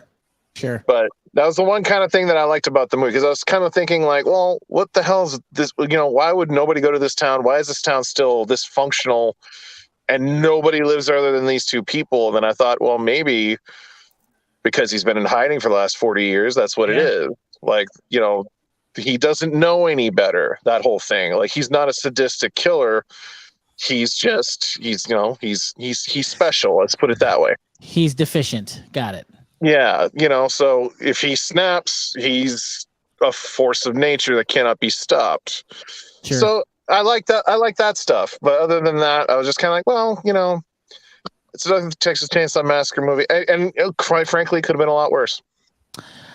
Now to actually shed a little more light on this, and unbelievably, because he's the first person that commented on their chat, Alika, you actually watched this movie, didn't you? I didn't watch Texas Chainsaw. Who was it then? I could have swore it was you. No, I'm not a horror guy. I don't watch horror movies really too much. I could have swore you watched it. Was I reading the wrong thing? What the hell? I'm shocked you can even read. Yeah, well. Yeah, I mean, I'm shocked myself because I could have swore it was. I should have swore it was. Well, apparently you can't read because you got it wrong. All right, Todd, was it you? No, it was. I think it was Aron. Oh, was it Aron? Tune into the NERDWatch where we all guess who watched the movie. Hey, I can't believe it. I mixed up. I mixed up Alika and Aron. Sorry, we're like the same person. You literally are the same person. My fault. Phormat, did you get a chance to see it on the Netflix? I know no, I know you're not a huge horror fan, just but going by what everybody's talking about, I don't think they should call it the massacre because it sounds like not very many people died. I'm telling you right now. Oh no, a lot do. A lot do. How much is a lot, though? I would say anywhere between 15 to at least 15. That's not a massacre. That's a massacre to me. It's at least a dozen, all in one place, no less. They should retitle the thing because it doesn't make any sense. I will say this, kind of wrap it up. Is it even in Texas? Yes, it is. It's in Harlow, Is the chainsaw Texas. made in Texas? Yes, the chainsaw is made in Texas. I can't even believe you'd say that. Wasn't it kind of weird that all those people were filming him on the bus and still no one showed up? Like there was no cops that came? Not yet. Well, apparently, as we all know, it was a town in the middle of nowhere, and the cops were dead. It's not so isolated that people wouldn't know where they were. Well, they were using CB radios, so I think that was kind of the assumption. No. When those people were filming on Instagram as he was chopping into people, they were literally Facebook living it at the same time. He there was a message on one of those Instagrams that they were canceling Leatherface. That's right. They're like, oh my God, he's killing everybody. OMG, hashtag not blessed. Yeah. Now, that was stupid. Cynthia, did you watch it? No, and I think I'm going to skip it. I tell you what, it's an hour and 15 minutes. I've seen better Texas Chainsaw Massacre movies, but for an hour and 15 minutes, it gets the job done. It was fast, it was frivolous, and it was enjoyable. And there's even an end credit scene. So there was? Yes. Oh, I guess I missed it. What was it? He was going back to the old house. He goes back to the old house. Yeah. So by the way, them ending it with literally a Tesla car driving her away, I thought was a nice touch. Yeah, that was kind of cool. I give you that. I actually really liked that. I thought that was a nice touch. Yeah, at first I hated it, but then I was like, no, I like this. Never mind. What they did with it, I liked it. Yeah, it was a film that had its flaws. Like I said, it didn't overstay its welcome. Next movie can be the Tesla Chainsaw Massacre. Huh? I will say that every Texas Chainsaw Massacre movie needs to realize that the pinnacle of the Texas Chainsaw Massacre films is Texas Chainsaw Massacre Part 2. That is the best one in the series, without a doubt, and every other film should live up to that. So you don't know. What are you talking about? Well, I've never seen it, so I don't know. Oh, you should. It's fantastic. You know what's funny is that it's the sequels that actually has like top-notch solid actors in it, even though most of them don't want to admit they were in them anymore. What's that? Well, Viggo Mortensen was in 3. Matthew McConaughey was in 4. Dennis Hopper was in 2. That's right. Renee Zellweger's in 4 even. Yep. Yeah. I love that they one. actually had some solid actors in the original sequels. Yeah, I agree. I think the next Texas Chainsaw Massacre, or Texas Chainsaw Next Generation was I mean, for all the crap that it gets, it was still pretty good. It wasn't bad. It had the guts to go. It had the guts to go crazy, which I can at least applaud it for that. Amen. I agree with you 100% on that. But yeah, I mean, if you have Netflix, watch it. If you like horror movies, watch it. It's fun. There's some really good gory kills in it. And for a show called Texas Chainsaw Massacre, these things make sense. It is the most vicious one I've seen in in the Texas Chainsaw Massacre. Just be warned, history. the chainsaw's not made in Texas. Yeah, it definitely. I mean, obviously, it heavily lifts from the last Halloween movie.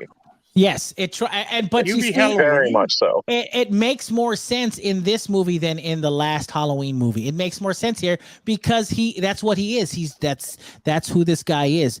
Michael Myers was never just a sadistic killer. He had a mission. Well, not only that, but in the Halloween sequel, when we come back to him 40 years later, and even Part 2 didn't happen. Mm-hmm. I mean, it sounds really crappy to say this. He literally only killed like 3 or 4 people. Right. Tops. Yep. That's all he killed in the first film. Established is not a massacre. Right. Yeah. So Michael Myers really just kind of killed only a couple of people. He wouldn't be as big of a deal 40 years later as they made him out to be in the grand scheme of things. Yeah. You know, there's school shooters that kill more kids these days than Michael Myers did in one night. You know what I'm saying? So that's why that one doesn't work. But you're right. This one, the premise to make it this kind of a story for that movie works better than the Halloween movie did. 100%. I will say this too, by the way. Now that I would say the Texas Chainsaw Massacre is worth your time. There's another show on Netflix that I say that is not worth your time. I watched the first 2 episodes of the Cuphead show. If anyone knows what that animated show is, not good. I was totally disappointed by it. Utterly disappointed by it. It needed. I don't think you're the target audience for that show anyway, though. I'm going to tell you something. The biggest mistake that they made with the Cuphead show was to voice any of the characters. None of the characters should have had voices. That is my biggest problem with the show. So, but Greg, you also don't think women should have any voices. Oh, snap, well, son. to be fair, I think that all may have changed after I put myself through the ringer, and now that I'm glad you brought that up, because now that Cynthia's here, I feel better. You put about yourself talking through about the it. ringer. I did. You still look like that? I do. Oh man! You know, a little bop in the bishop. I've been watching another You great need to show. get some Texas-made ringers. Are you gonna come off about this? Because I haven't watched it yet. All So I right. don't. Well, I'm gonna do it because you're here. I can't believe I'm admitting this. It's not even nerd worthy, but I'm gonna tell you something. I don't know why I've done it, but I'm gonna tell you something right now. Gross. You're coming out of the closet. If no one has watched on Netflix Emily in Paris, you are doing yourself the greatest disservice of your life. It is Lily Collins' coming out party. She is tremendous in it. It is absolutely fabulous. All the outfits are amazing, and the story is actually really good. So I know it ain't nerdy. All I'm saying is it's called Emily in Paris, and I know it's not nerd worthy, but I wanted to come out and say that if you're looking for something different, you could do a lot worse than Emily in Paris, because that show is addicting. And I finished both seasons, and the 3rd season is coming up this year, from what I understand. So I am. Is it like that Debbie Does Dallas movie? No, it is not. It is not. First of all, you will not speak ill of Lily Collins, because she is fantastic. Is this any like this? Is this anything like the Emmanuel series on? It is not anything like that at all. Emmanuel. I don't think I have. I don't know if it was even possible to be attracted to someone's eyebrows, but Lily Collins' eyebrows in this show are amazing. You clearly never watched anything with Eugene Levy in it. 2 giant caterpillars. How could you not fall in love with her? Whoever does her eyebrows, and they are magnificent. I mean, get it. Greg, if you like eyebrows, you should really watch right now. Greg, what? If you love eyebrows, you should watch movies with Eugene Levy in it. I've watched all of them. They're not as tailored as they're like Lily's thick and lustrous. It's like a Burt Reynolds mustache over his eyes. He's like a modern Groucho Marx. Cynthia, you need to get on top of Emily in Paris. You know, no pun intended. Wow. I just started on top of Emily in Paris. I would crush her. She's so tiny. She's a little. I know you're watching Euphoria. I got so excited because I thought you were watching Emily in Paris. I got excited. Yeah, she's not allowed within 300 feet of Euphoria. I started watching Euphoria, which is fantastic. All I'm gonna say is that if you want something that's fun, if you want to question yourself, if you're over 30 and want to ask yourself, should I be watching this? Fun, busy, frothy, and just frothy. It's cute. Frothy? What is happening? It's cute. Is there any Santorum in there? And it is. You stop that. And it's a little bit naughty. In all the right ways. Too? Oh, great! It's very fun. Emily in Paris. Anybody who's anybody should give it a shot. It's a half an hour of your time. Paris. I'm telling you right now. Yes. Richard's right. He says I have a crush. I kind of do. Lily Collins is absolutely adorbs. If that's a word. What's happening? Greg, you're 62 years old. You shouldn't be saying adorb. Is that on the same line? I've never actually seen anyone like in person swoon before. Oh my gosh, she is. Let me tell you something. She is the modern day Audrey Hepburn. Isn't that Phil Collins' daughter? Yes, it is. Yeah. Oh, wow. Yeah. Greg, I feel you like something that came out of his balls. Wow. So you're upset that she didn't get cast as Audrey Hepburn because there's a big online kerfluffle about it. She is she looks like Audrey Hepburn. She is beautiful, and she would be an absolute knockout to play Audrey You're Hepburn. grossing me out right now. Let's change the subject. I'm just saying. I'm talking about her. I'm talking about her acting prowess and her beauty. They go hand in hand, and she looks great. So and apparently still uncomfortable. That's all I'm saying. Sorry. That's so still uncomfortable. Just That's go. cool. Trust me. When you guys watch the first, you watch one episode and you tell me you didn't watch the next one after that. I kind of want to tell her to make a TRO on you. Just watch it. Yeah, I'm telling you, I don't know what possessed me to put it on, but I was in shock, and I think I know what possessed you to put it on. Eyebrows. Sure, those and then you eyebrows appropriately took it off. You guys are dumb. I don't think I'm wrong either, though. No, I don't know either anymore. Yeah, you guys Is should she watch it. in Paris? She literally is in Paris. It Oh, was shot in Paris. okay. Yeah, it's really cool. So It's a legit show then. It's a legit show. I'm telling you. So that's all I'm gonna say. And I really enjoyed it. I can't wait for season 3. I'm so excited.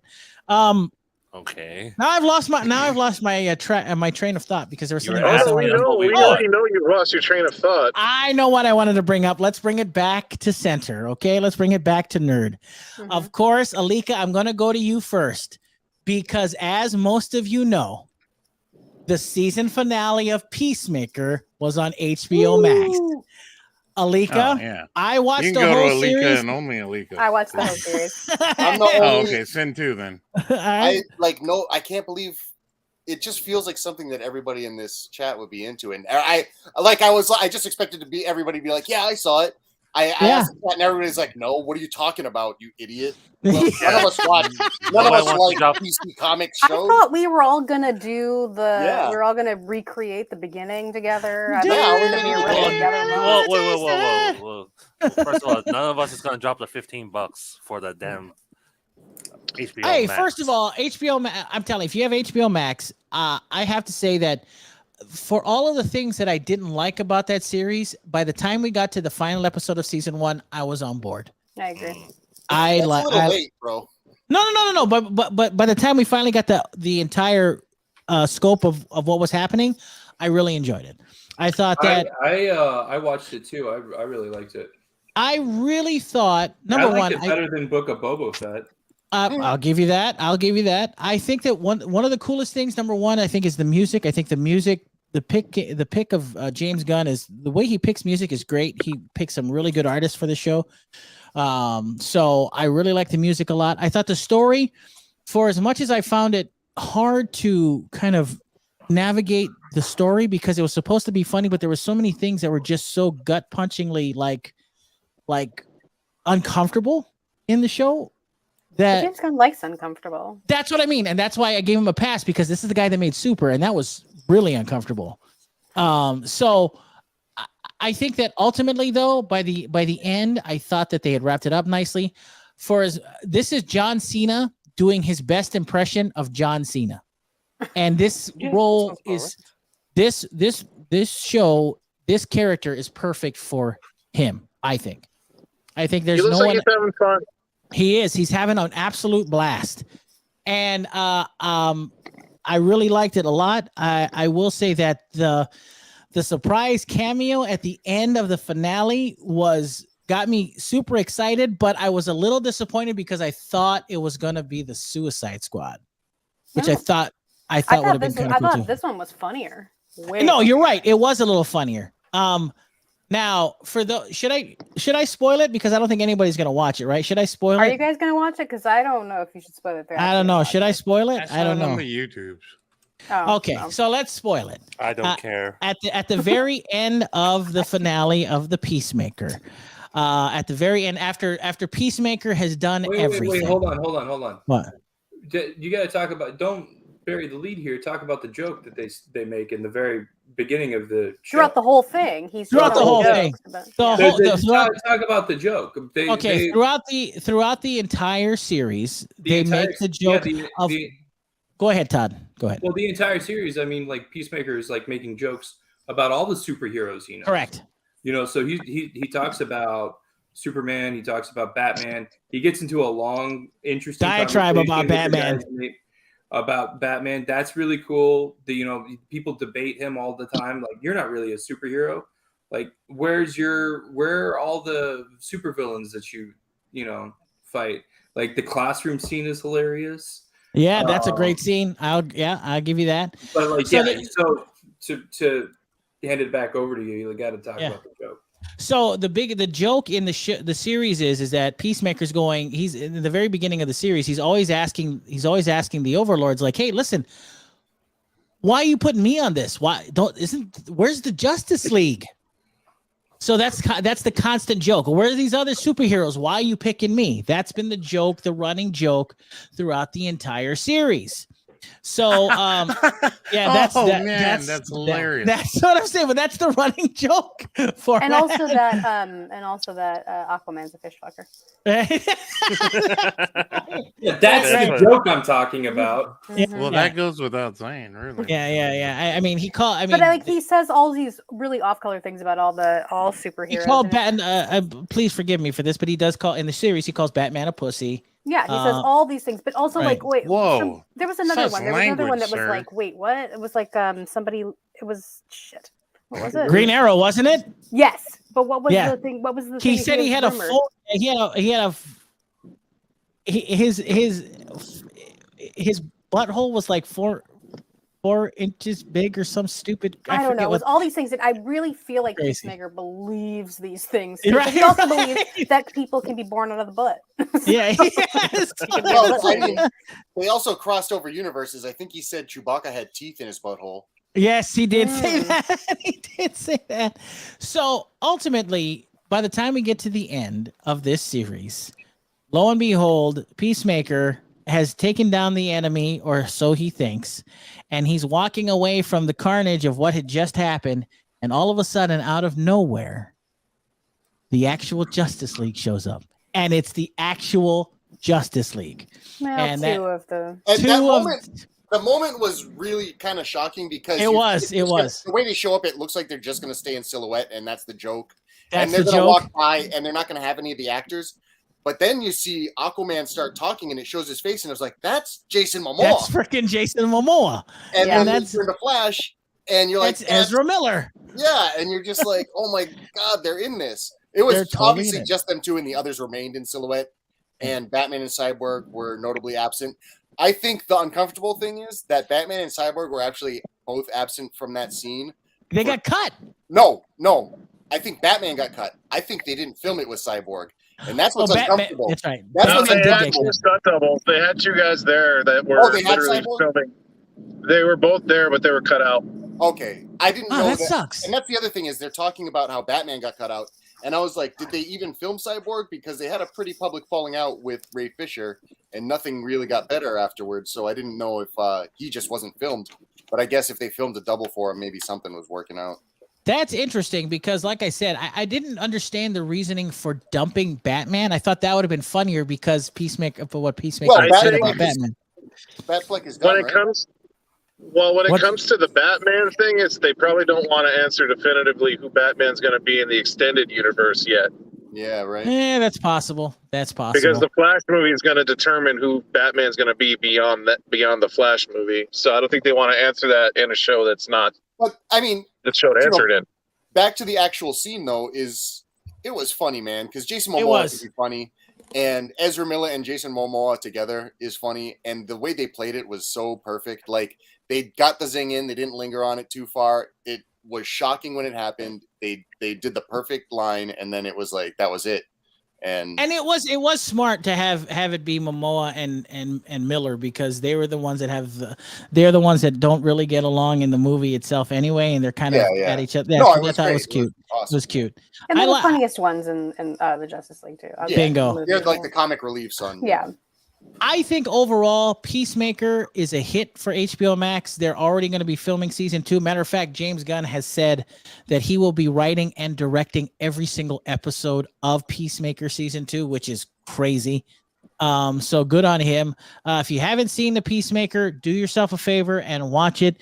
It can be a little bit gut-wrenching, a little disturbing, especially in the beginning, but ride the wave regardless, because this is a James Gunn flick. It's gonna like right. You're gonna get the feels. There's like uncomfortability, but it's also like entertaining and funny. And this is less. It's right. It's less Guardians of the Galaxy and more Super and Slither. So let's just put it that Speaking way. of which, did you guys see that the Justice League showing up in the show is kind of a Marvel production? That's what I heard. They used Marvel resources to get it filmed. They shot it on the Guardians set, they were saying. Oh, wow. Like Marvel allowed him to shoot that stuff on the Marvel set while they were still doing Guardians. Just the Justice League showing up part.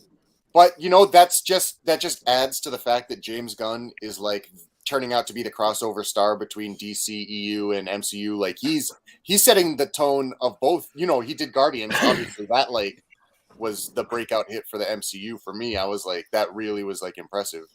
And did you know that the Guardians are actually apparently, according to the new film art, they're going to be in? I didn't know they were going to be in the new Thor movie.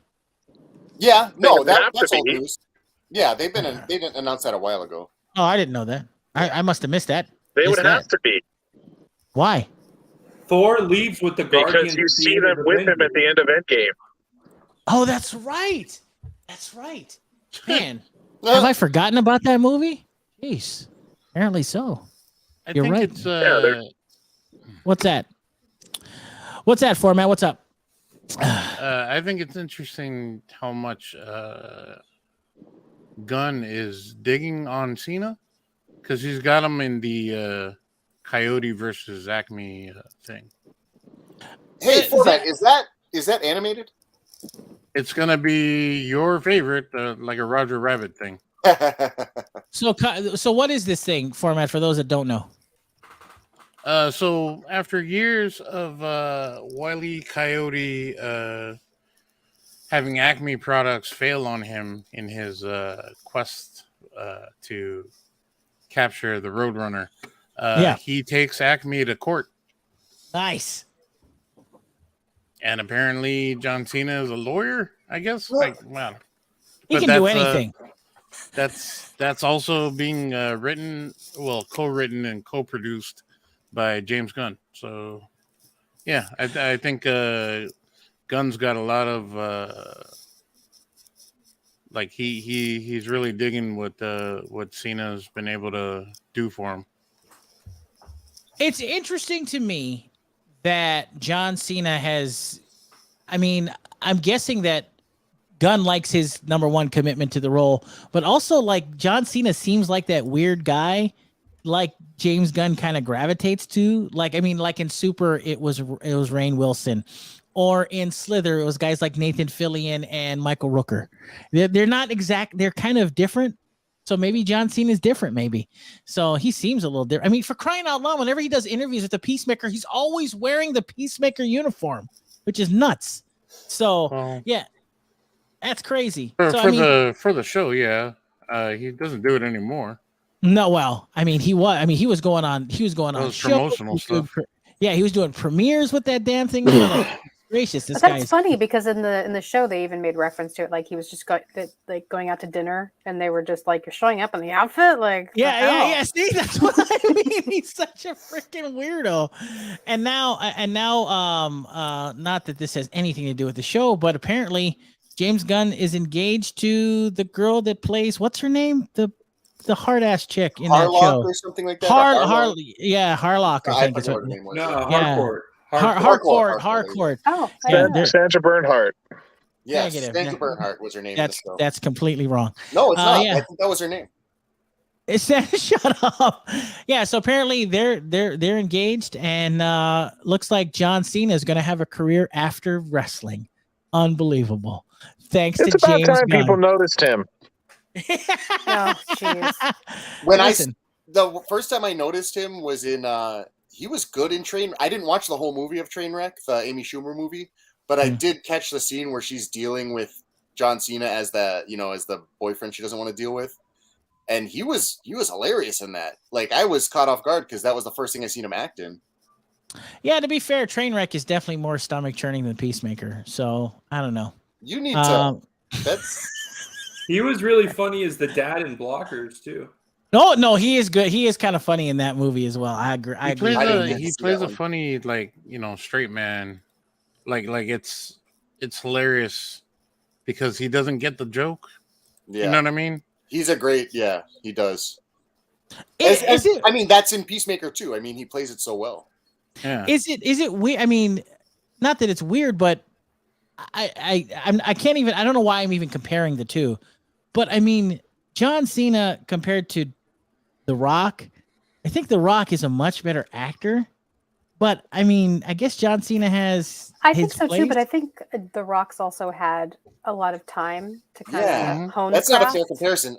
I think Dave Bautista might be the closer analogy. No, okay, maybe. Okay, you might be right about that. Maybe because they've been acting closer to a similar amount of time. Fair enough. Fair. No, that makes sense.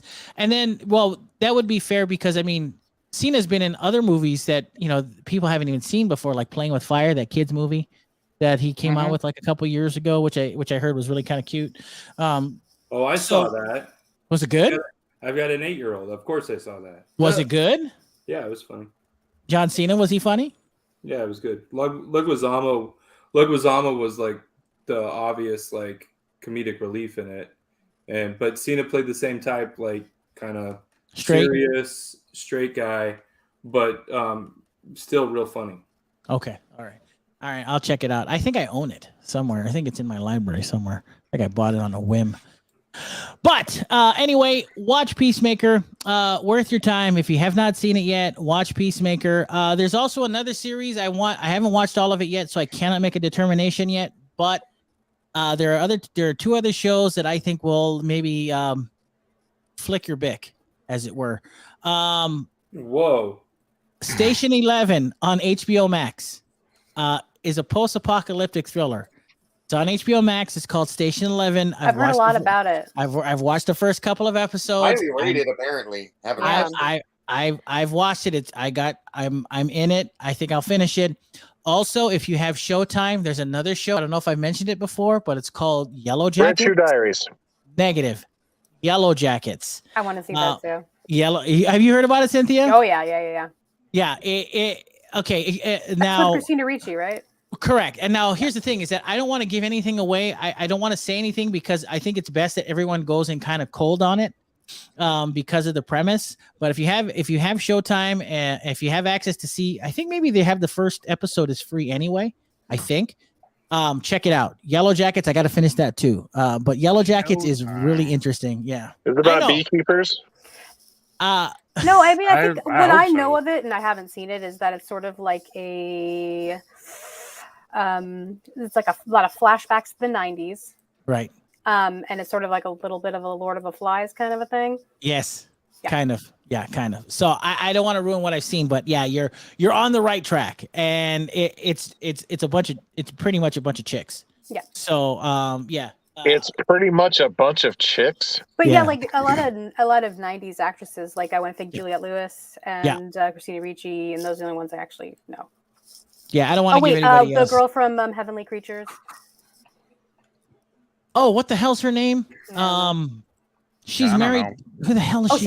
She's also in Don't Look Up, isn't she? Like the wife in. It's something Linsky, I think. I can't remember. Yeah, Melanie Linsky. Yeah, Melanie Linsky. Monica Lewinsky. Yes, yes, Phormat. Monica Lewinsky's in the show. You ding dong. You're so stupid.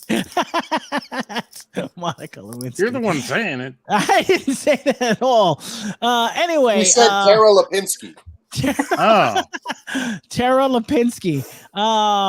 Yeah. Anyway, let me go to a couple pieces of news, and then we'll and I'll talk about some other stuff here in a second. But not that you guys give a crap, but I thought that this was interesting. Nonetheless, did you guys? If you thought it was interesting, it definitely is crap. Shut up. Did you guys hear? And this is, like I said, this is not a whole big story, but did you hear that like Coke is releasing like space flavored soda? I'm not joking. I'm not joking. I don't know what a space tastes like. I don't know. That's what I mean. What soda, space? It depends what space. Apparently, the soda is called Starlight. And I swear to God, Like I the girl swear. from The Boys? Yes. Yes. I mean, Ooh. if that Coke tastes like her, then maybe we got something. So apparently it came out today, and it is called Coca-Cola Starlight, and it comes in regular and zero sugar flavored. Do you want to? Have you read the notes? I Have you read the notes? The okay. hints of the. Have you read them? Okay, They're here's the I'll ridiculous. give you the product description. I'll Notes. bet you it's just Coke with raspberry in it or Here it is. something. No, Here- it's here- ridiculous. It's Here it ridiculous. is. Here it is. The product description says the drink contains, quote, notes reminiscent of stargazing around a campfire, as What? well as a cooling sensation that evokes the feeling of a cold journey to space. I already hate this. What? We are in a really bad timeline, guys. I don't know what's going on, and I don't know how the hell we get out of it. So I want to apparently, punch this soda in the face. apparently 35 years ago, as the majority of you history guys know, Coca-Cola partnered with NASA to become one of the first soft drinks to travel to space. Remember that? Yeah. That's And yeah, once the astronauts finally just this year tasted space, they could make this soda. Okay, you can't taste space. We've all seen Event Horizon. That's true. I don't know. A couple of those guys tasted space pretty harshly, bro. Yeah, they did. And it looks a lot like hell. What happened to that guy? We haven't seen that actor since that movie. Who, Jack Noseworthy? Is that his name? Yeah, Jack Why That his is- Noseworthy. name? Good old Wow. Jack from Dead at 21. Of MTV films. See, I remember him from that and then Event Horizon. I can't think of a single thing I've seen him in That's since. That is it. Mhm. Yeah, that's a bummer. hilarious. But interestingly He should enough, have been a drug dealer. Like, he just sell cocaine and stuff. He's like, I'm practicing for a bit. How much coke you want? what's My interesting stuff about is noseworthy. what's interesting about the Coke Starlight flavors, it comes on the heels of Just on the Rock- heels, huh? Yeah, just on the heels of apparently like Just like Torvik Davis.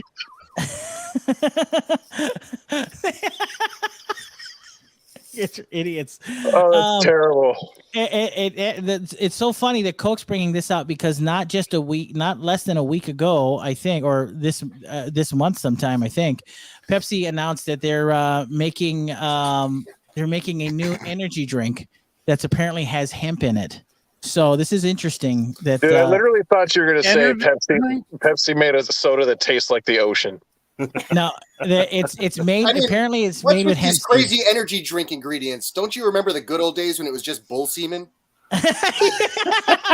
First of all, that is not appropriate. It's called taurine. All right, stop it. Is And that it's- the Latin name for bull semen? That's a Latin See, name. I never bothered with energy Science drinks. name. I never bothered with the energy drinks. I just went right to the source. Well, I will. To be fair, Cocaine, then? I do like an It's energy like drink Warwick once in a while. Davis. Yeah, you're such idiots. Moving on from the Coca-Cola Starlight. If I find one, okay. if I find one, I'll let you know what I think of it. Did anybody get to see the teaser trailer that premiered during the Super Bowl of the Lord of the Rings, Rings of Power? Nobody No. cares. No, and I don't care. Wow, it's weird. really? The downvote is. I have freaking heard hilarious. nothing much about that. I've heard I a lot saw about it, it. I I've heard it saw was it. every. I mean, people are kind of divided on it, but I have heard for the most part that people are really stoked. Oh, wow. Wow, I've heard heard the the exact opposite. See, not just me too. It's not just me. It's Kai too. I've heard the opposite. I think apparently, this has, from what I understand, Amazon doesn't have the rights to the Lord of the Rings. So they have the rights to some of the stories of the property, but not the actual property itself. So they're doing something that's on the fringes of the actual property. Doesn't the whole series just take place 1,000 years before Lord of the Rings? I thought that was Something the like premise. that's something like that. It's, Wait, are these all new characters then? Correct. So not No, all they're of them. not. Not No, all of them. Galadriel's Not in all, it. Galadriel's in it, so it's not all of them are. But apparently, what actual fans? Because even though I've read Tolkien, I'm not like a hardcore, like diehard fan. But I do know that one of the biggest things the fans have a problem with is the fact that Tolkien was so detailed in his books about what these characters look like, down to eye color, skin tone, eye shape, everything. And I know what you're about to say, and I don't want you to say it, G. I'm not gonna say it. You're gonna say it. All I'm going to say is repeat Ben Shapiro's words. Okay, so this is why the sources that G Money has heard from. Oh my goodness, this is a good. He's like, you guys got to check out the review I read of Lord of the Rings on all the podcasts that I listen to, all the nerd podcasts I listen to, they're all really excited. He did try to make us watch a video where Ben Shapiro ranks all the best Batman. So hey, we should talk about that No, we should not. We should never ever talk about that. Never give. How dare you? I didn't know that's what he looked like. He looks like a little weasel. There was one thing funny about it, though. His face. He ranked Affleck as like one of the good Batmans. Like I think he was 4 or something like that. And yet I vividly recall, long before the movie came out, he said that Ben Affleck should never, ever, ever play Batman. So I'm wondering if he recanted on that special website. Lives there? No, Logic doesn't live there. No, what I'm saying is I'm wondering if he put that on that special website he has where he redacts every crappy thing that he says, but just doubles down on it anyway. Hey, first of all, you will stop berating the good name of Ben Shapiro. Don't bring up BS if you don't want us to just total dunk on. Did you buy one of Ben Shapiro's used diapers off of eBay? No, okay, but so you know that's the Lord of the Rings. No, but you know what is funny though? I did watch the premiere of that new movie they did called Shut In. That was on YouTube the other week. I did watch that. Wait, Shut In is his? Shut In is his. You were trying to make me watch that movie, dude. I hate you. You're like, hey, this movie Shut In's about to premiere. You should watch it. I'm like, I don't know anything about it. And then you didn't tell me that. I did. I told you it was the Daily Wire movie. You did not tell me that was the Ben Shapiro movie. Look in the chat that I sent you. I said it's a Daily Wire movie. You bastard. It's like anyway, Monopolis is in the background as an extra. You try to slide that in like a Trojan horse, though, because I completely forgot who's on the Daily Wire. That's not what I did at all. Although, how is he? Yes. Like, how did he become? Like, I've never heard of this dude, and then all of a sudden I heard of this dude. So, like, what? Like, he reminds me of like a Kardashian. I never heard of them for the longest time, and then all of a sudden, that's all people were talking about. Had you before Ben Shapiro? Had you heard of like the other agitators like Milo Yiannopoulos and who were like saying crazy edgelord? Okay, well, he's part of that like political commentator who Phormat. I'll send you Phormat. No. Don't let anyone. Yeah, don't look it up. Live in a Ben Shapiro list. No. I have a guy that just debunks and just flames him for a whole 45 minutes. I'll send you that. I can do that right now. Yeah, right. Yeah. Is his name Sam Cedar? Good God, don't get me started on that guy. Ben Shapiro's an absolute. What you guys are talking about right Ben now. Shapiro's a treasure. Just know that. Okay. Freaking troll. Ben Shapiro knows all of the lyrics to Wet Ass Pussy. Hey, Todd, watch your mouth. But he's never seen one because it's a medical condition. Hey, first of all, He's got 2 kids. He's never seen a wet one, G. Cynthia, you will not disparage the good name of Ben Shapiro. Yeah, on this show. It's not a good name. It's very bad. Pretty bad name. Did you see the new thing where he's all like salivating over his pregnant sister's boobies? Oh, Ben Shapiro, I gotta send you guys this. Here we go. Anyway, getting back to more fun more fun movie news. Whoever this guy is. This is the last piece of actual nerd news, and then we'll move on. The Toho Company has largely hit pause on homemade live-action Godzilla movies since Shin Godzilla in 2016. Although they were generous since that time with the animated content between Netflix anime trilogy and Singular Point. Well, it looks like Twitter's Kaiju news outlet reports that Toho is seeking extras for a new project that is filming next month under the direction of Lupin the Third, Takahashi Yamazaki, which takes place in the 1930s. According to the Kaiju news outlet, it's from the Twitter quote. It says a new Kaiju film is under development at Toho. The company has issued a call for extras on its official Godzilla Plus app for a new Kaiju film from director Takahashi Yamazaki.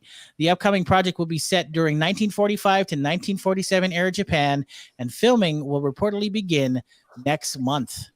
So cool. The working title, according to another Twitter post, is The Great War of Archimedes.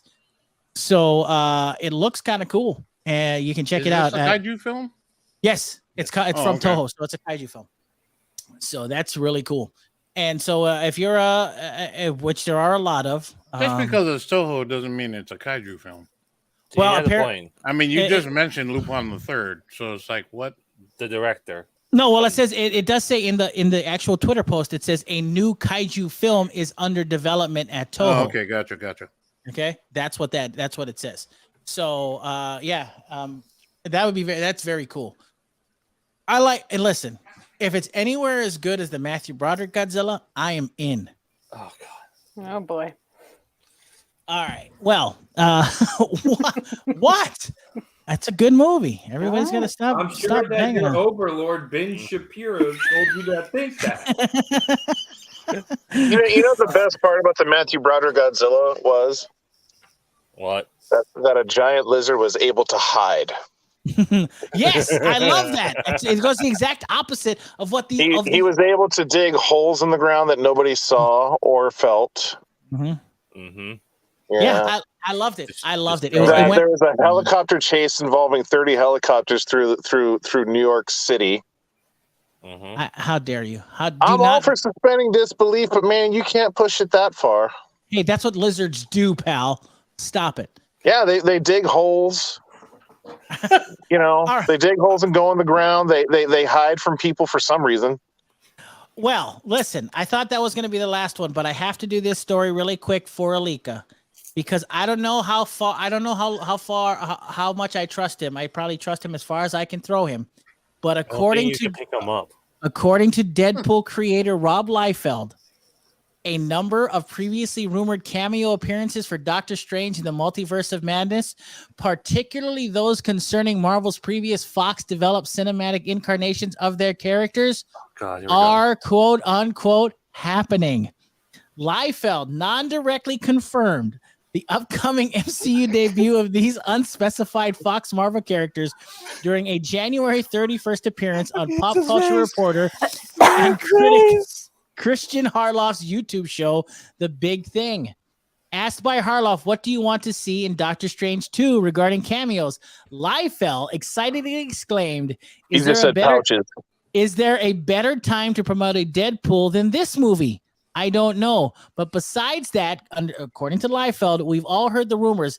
Let's talk about that. He continued, they are testing the crap out of this movie. They're testing it. It's all getting out. He says, quote, I think it's safe to say some of the stuff you just said pertaining to cameos, that's out there. It's happening. It's being seen. So, dude, gives us lots of that, the comic creator added. So, according to Rob Liefeld, it looks like we're going to get the X-Men. We're going to get, obviously, Professor X. We're going to get Iron Man. We're going to get everything. I don't know. You've talked to the man personally, Alika. Is he full of crap? I mean, you just said a whole bunch of nothing right there. So, I mean, don't put his credibility on the line for that. I mean, that was just a bunch of fluff. Well, that's what Rob said, according to this. You can check it out on YouTube, he says there's going to be X-Men cameos. It's not going to be the Fox X-Men. If Marvel opens the door and just like, hey, Fox X-Men, hey, Bryan Singer, why don't you come on over here to the MCU? The relationship's over. I would love just to be in the theater, sitting next to Alika and watching his face as Hugh Jackman. As Hugh Jackman walks through one of the portals of the universe. Look, no. Okay, look, I was going through the list. there's so many people, X-Men characters, the actors that played them. Those I was like, maybe I don't have a problem with all those. Like there was a good Nightcrawler. Alan Cumming was a great Nightcrawler. He was great. Yeah. You know, I mean, there's been great like Omar Sy was a great Bishop.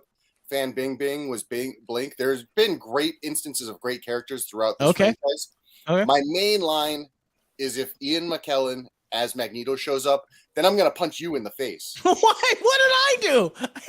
Everybody loves because look at how happy you are telling me that the Fox X-Men are showing up. You like that makes you feel good. So I'm gonna punch it out of you. It does. It does make me. It makes me good. feel good watching you just rant about it and threaten. Wow. It's like it is like a threat. The Fox X-Men show. By the way, I didn't know you had such a disdain for Ian McKellen as Magneto. Really? He sucks as he's the main thing I absolutely hate about the single. Wow, I didn't know that. I thought it was the Fox X-Men. Anybody who's read the X-Men in the 90s as a kid, Magneto's this big, muscly, burly, like Silver Fox, magnet daddy with the long hair, and he's just like virile and like strong. And then you have like Ian McKellen roll up in a walker and be like, "I'm gonna magnetize you." Can I just say, Alika just made that way too sensual about Magneto. A magnet. He feels daddy. ways about it. Magnet. I feel ways about it. Yeah, man.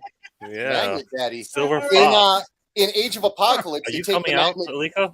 Huh? What's up? Are you coming out? And you're like for Silver Fox?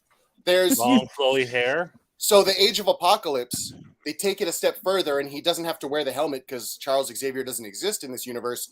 So they have his like long flowing mane, and he has like this exotic braid coming down the side, and he's found a way to make love to Rogue without dying, and so that's his wife, and they have babies and stuff. Like they like, you know, that's my Magneto. Whoa! Wow! Wow! Why wouldn't it be Fassbender? I'm sure they could make Fassbender look good in that role. Never Ian McKellen. You do that, and I'm just like, I will throw up in the theater and I'll punch you in the face. That's what I mean, though. Like if they were going to continue the Fox guys, they would go for the younger ones anyway. I would think so too. But then again, to be fair, Ian McKellen is, of course, Sir Ian McKellen. He's one of our finest actors. Isn't he like 90 at this point, though? I think he's like 80 something. Yeah, I think he's like. He was like 70 when they did the Fox X-Men. He doesn't have more of these in him at this point. Him and Patrick Stewart. Patrick Stewart doesn't I'm frankly either. surprised Patrick Stewart turned up for this again. I know. Well, he's saying he didn't confirm it either. Yeah, he's like that could be anybody's voice. Everyone's been doing my voice.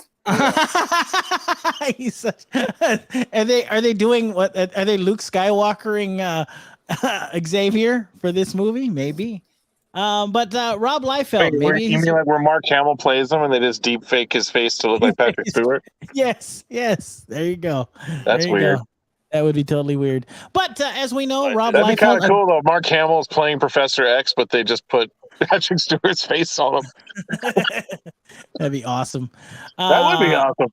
Like he's not even trying to do the voice. It's just he's as Mark Hamill. Yeah, I could totally see that. But I cannot wait. We are definitely getting tickets for this together, Alika. I want to be there when Ian McKellen shows up in this film. He wants to get punched. That's his thing. You know it. I'm going to punch you so hard. I'm not going to hold back. It's not going to be like a funny thing. I'm going to punch you. He's not even going to hold back. I'm going to sit in the front. Do me a big favor. When you punch him, make sure you punch him in the throat. I want to know when he stands up in the middle of the movie and says, "F this," and he comes. I'm just gonna rip the line right for you, G-Mike. Oh, what is happening? Isn't it kind of a shame though that nobody seems to be too concerned about Doctor Strange in his own movie? I know, weird, right? It's just stop it. And just like but he's right though. Look, it's like Boba Fett. No one gave a crap about Boba Fett in his own show. Like we're just going to use a Doctor Strange movie to do a big Marvel thing instead. There are Doctor Strange variants, so people are interested in him that way. There you go. Well, what I mean though is like I really hope that's. Did we lose you, Gannon? Come in over. Gannon, did we lose you? I'm here. Come in. I'm here. Okay. What's the last thing I said? You said hip. and then that was it. Oh, I was saying that I really hope that it's not they're just using a Doctor Strange movie to do all this other wild stuff instead of just doing a Doctor Strange movie. Because isn't this the exact reason why Sam Raimi didn't want to do more Spider-Man movies? Because the studio started saying we want all these other things in it. Yeah, no, it's true.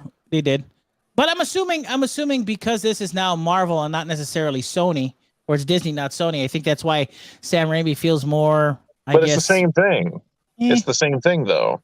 Granted, we don't know it for a fact, but like if he started off making just a Doctor Strange movie and they're just like, okay, but now we want to have this in it. We want to have that in it. Let's go do some reshoots where we throw more of this kind of stuff in there. Yeah, it's true. It could be the case.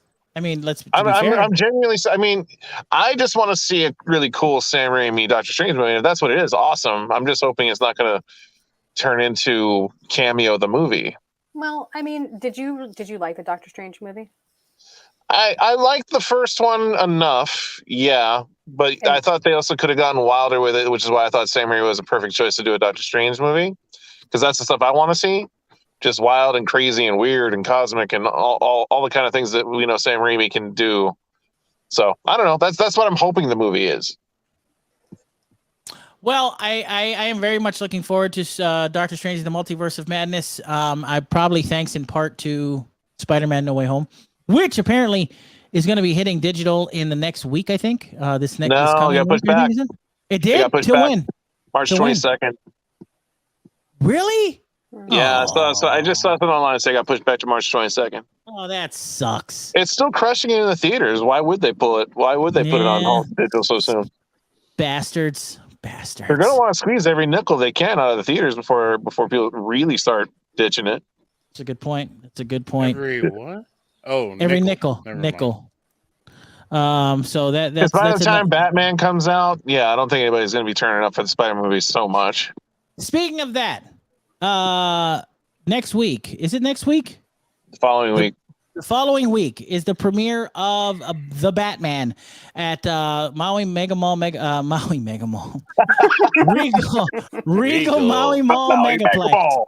I am excited to report, and I should have done this in the first part of the show, but I am very excited to report that the NERDWatch will actually be doing, for the first time in almost 2 years, or in 2 years, we'll actually be doing the premiere of The Batman at the Regal Maui Mall Megaplex.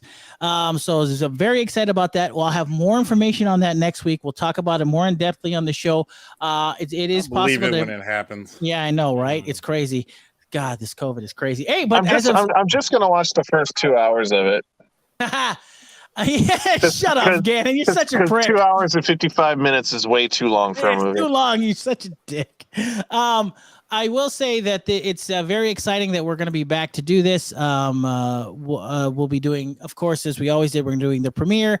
We'll be there. We'll have tickets. We may have tickets to give away. Alika from Maui Comics and Collectibles will be bringing, of course, some comics for everybody to partake in. So the Batman, the premiere is going to be Thursday. Does Alika know this? Alika knows. I've already told him about it. I heard you're bringing cake and punch. So no, it's going to be I'm going to kick and punch him. Yeah. So it's going to happen March 3rd. The premiere, if you can believe this, is going to be at 3 p.m. The premiere of this movie is at 3 p.m. I can't make it. Well, then I'm going to have to give your ticket away. Cynthia, what are you doing? Okay, because I'm going to see it on the 1st anyway. Yeah. So I'll have tickets to give away as well, hopefully, if I've done the numbers correctly, and then we'll get you guys in the chat involved, possibly on the podcast, to hit us up on our Facebooks or whatever if we've got extra tickets. So that'll be a lot of fun. So the premiere of The Batman, March 3rd, 3 p.m. at the Regal Maui Mall Megaplex, going to be a lot of fun. So I'm very excited to do that, considering the fact that we have been locked down for the last 2 years, and now it's back. And by the way, as of today in Maui, at least in this county, in Maui County, they've listed the vaccine mandates for restaurants. You don't have to show that anymore for restaurants, bars, and gyms now, as of today. Yep. Nice. You can also walk around coughing everybody's food, I heard. Yeah, we were already doing that before the pandemic. We were doing that way before the pandemic. So yeah, what else is new? dude. I was taking it one step further. I would just walk up to people at McDonald's, just lick their burgers and put them back down. But we're going out Wednesday night to eat then. Apparently, the indoor mask mandates are still in play. The governor is the only one that actually has the power to take that. We're the off, only apparently. state, turns out. Yeah, right now we are. Because Cynthia, it's a little different in Cali too, isn't it? Yeah, it's by county, and I live in a county where they lifted it. And I was just working in Orange County, and they had lifted the mask mandate indoors. And Nice. not nice. No, not nice. Oh no, not for you. All right. Well, No. I'm very I don't much. want to. No, I don't want to. Well, there are keep people, wearing it then, sister. and I will. And Good. I will, and I do. And there are people out there who can't get vaccinated, and I want to protect them. There Good. are children under 5, and there are people who are immunocompromised. Yeah, Greg, don't be a dipshit. Hey! First of all, we're still on the program, and secondly, I just to let you know, I don't care about We're still anybody doing a else show. but myself. I know, it's so long All right? already. Cynthia, This is longer than the Batman movie. Cynthia, Nobody shaking her really head. want to watch a show Batman's this in long. it. Yeah, no, Actually, one's gonna no, watch there's a lot of people watch shows this long. Yeah. Anyway, so yes, the Batman March 3rd, very exciting. We'll have more details next week on the program as it comes along. So I'm very excited that we are doing a premiere for that. It's been a very long time. I can't believe I'm saying this, but you want to know what Why did we do it for Spider-Man? because the restrictions weren't lifted by the time Spider-Man Weren't came those out. Remember? theaters packed? No, but that was the thing. They did not. The mayor did not lift the 100% capacity for the theaters until that day of Spider-Man. Yeah, that's what happened. I see. That's why we not didn't do it. to say, Geese didn't try to get us in No. that day for the movie. Oh, Well, that's right. He told us, hey, they want to do an event, but I can't get tickets for everybody. That's not it at all, you Yeah. idiots. So we're That was going to it. show up and kind of do work and then just go home. You want to Yep. know the last That premiere That that was a we good did? pitch. You want to know the last premiere that we did as a group together? Was Sonic. it Rise of Skywalker? Sonic It- the movie. No, it was The Rise of Skywalker. See, That I was the knew. last movie Oh, we it's did off by together. That's one when Star Wars Sin was movie. with us. Yeah, the Rise of Skywalker was the last one, and I think Cynthia, you were there, weren't you? Yeah, Yes, sure. it was. She went with us. Yeah, so that was the last one we did, and so it's been a long time. So I'm very excited that we're back, and I'm very excited because we're already there. It's been a while. You It's should been a have did the while, Sonic so one. I'm very excited Like about that that. Stain song. Oh my God. And then we're planning on doing the premiere of the Multiverse of Madness as well. That's coming down the pipe too. Nice. So there's When a does there's that come out? May, I think. yeah, I think it's May 27th. I think. I don't No, know. it's May 6th. Is it May 6th? Is it Well, that unless early? it got pushed back, but I thought it was May 6th. Okay, maybe you're right. Maybe you're right then. Well, I'm very So excited. technically, according to Barry, it's not a summer movie. Yeah, May 6th. It's true. It's true. He's right. Well, I'm very excited for the Batman, which I cannot wait to see. Todd, I'm very excited that you're going to be there as well, which is super exciting. So I'm gonna. Gannon, should we tell him? You tried to tell him. You're not coming? I technically did tell him, but he just decided to gloss over it. Just move on. What happened? What did I miss?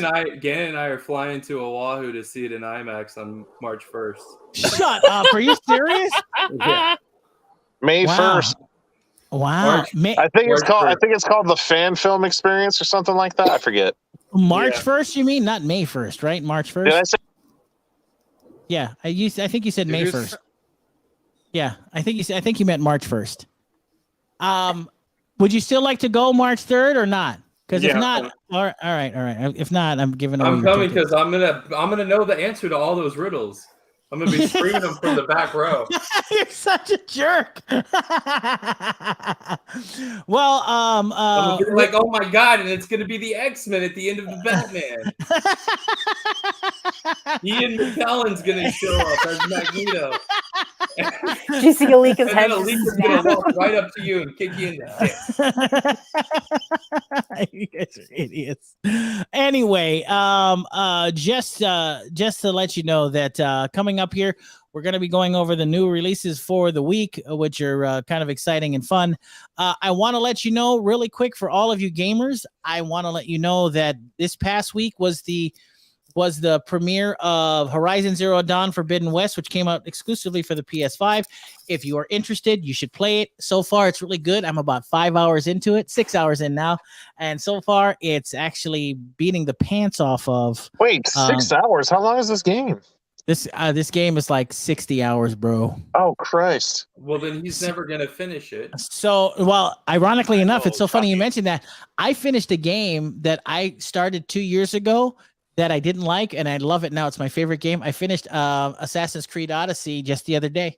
It's fan-frickin-tastic. Wait, you were telling me that game was awesome, but now you're saying it sucked? No. It's awesome. I didn't like it when it first came out, but I think it's awesome. Okay. Yeah. Well, yeah, because they had the quality of life fixes on it. They had the quality of life fixes on it, made it tremendous. Man, I have a hard time, man. That series burned me out. Odyssey's the best one. It's like after they were done with the Ezio story, I was just so burnt out on that series.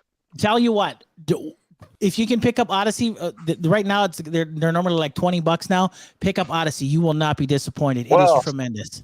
Is it on PlayStation 5? Because I have one now. Yes, it is. Yes, it is, sir. Congratulations! Well, brag. Oh, look at you! Wait! Did you say you have a PlayStation 5? Is that what you just said? I happen to be at the right place at the right time with the right amount of money. What an arrogant braggart you are! Didn't you have it first? Hey, yeah, he did. First of all, I don't know what you're speaking of. I don't have anything. But I think he thinks his mom's paying attention. You made me drive with you to go pick up small bits for your your PS5. That is true. I did. But Horizon Zero Dawn Forbidden West is out right now. Very good so far. What's changing, by the way, just a real quick side note, what's changing the game for me as far as games in general is accessibility options. Accessibility options are tremendous. Like wheelchair access? Kind of. I'm not kidding. It not only does it help gamers that are that don't have the motor functions to do certain actions in the games, but it does help gamers that are not exactly, young bucks like I used to be. So it helps with motor function for us older guys. That's right. You just had a birthday not too long ago. You're 63 years old. Shut your freaking mouth, you dirty bastard. So only yes, I really 63? You guys are such dicks. Hey, anyway, G, I got an important question to ask. Yes. Have you finished God of War already, or are you just still stalling on that one? Yeah, I stalled on that one, but I'm almost done with it. I've been stalling on a lot of games because I'm trying to finish. Let's see. That's going 4 years already now? Yeah, something like that. Almost there. But this week Friday or Thursday night, another big game is coming out. Everybody is salivating over this game. Elden Ring is coming out this week. It is by a Peter North movie. No. No, it's not. You're such an idiot.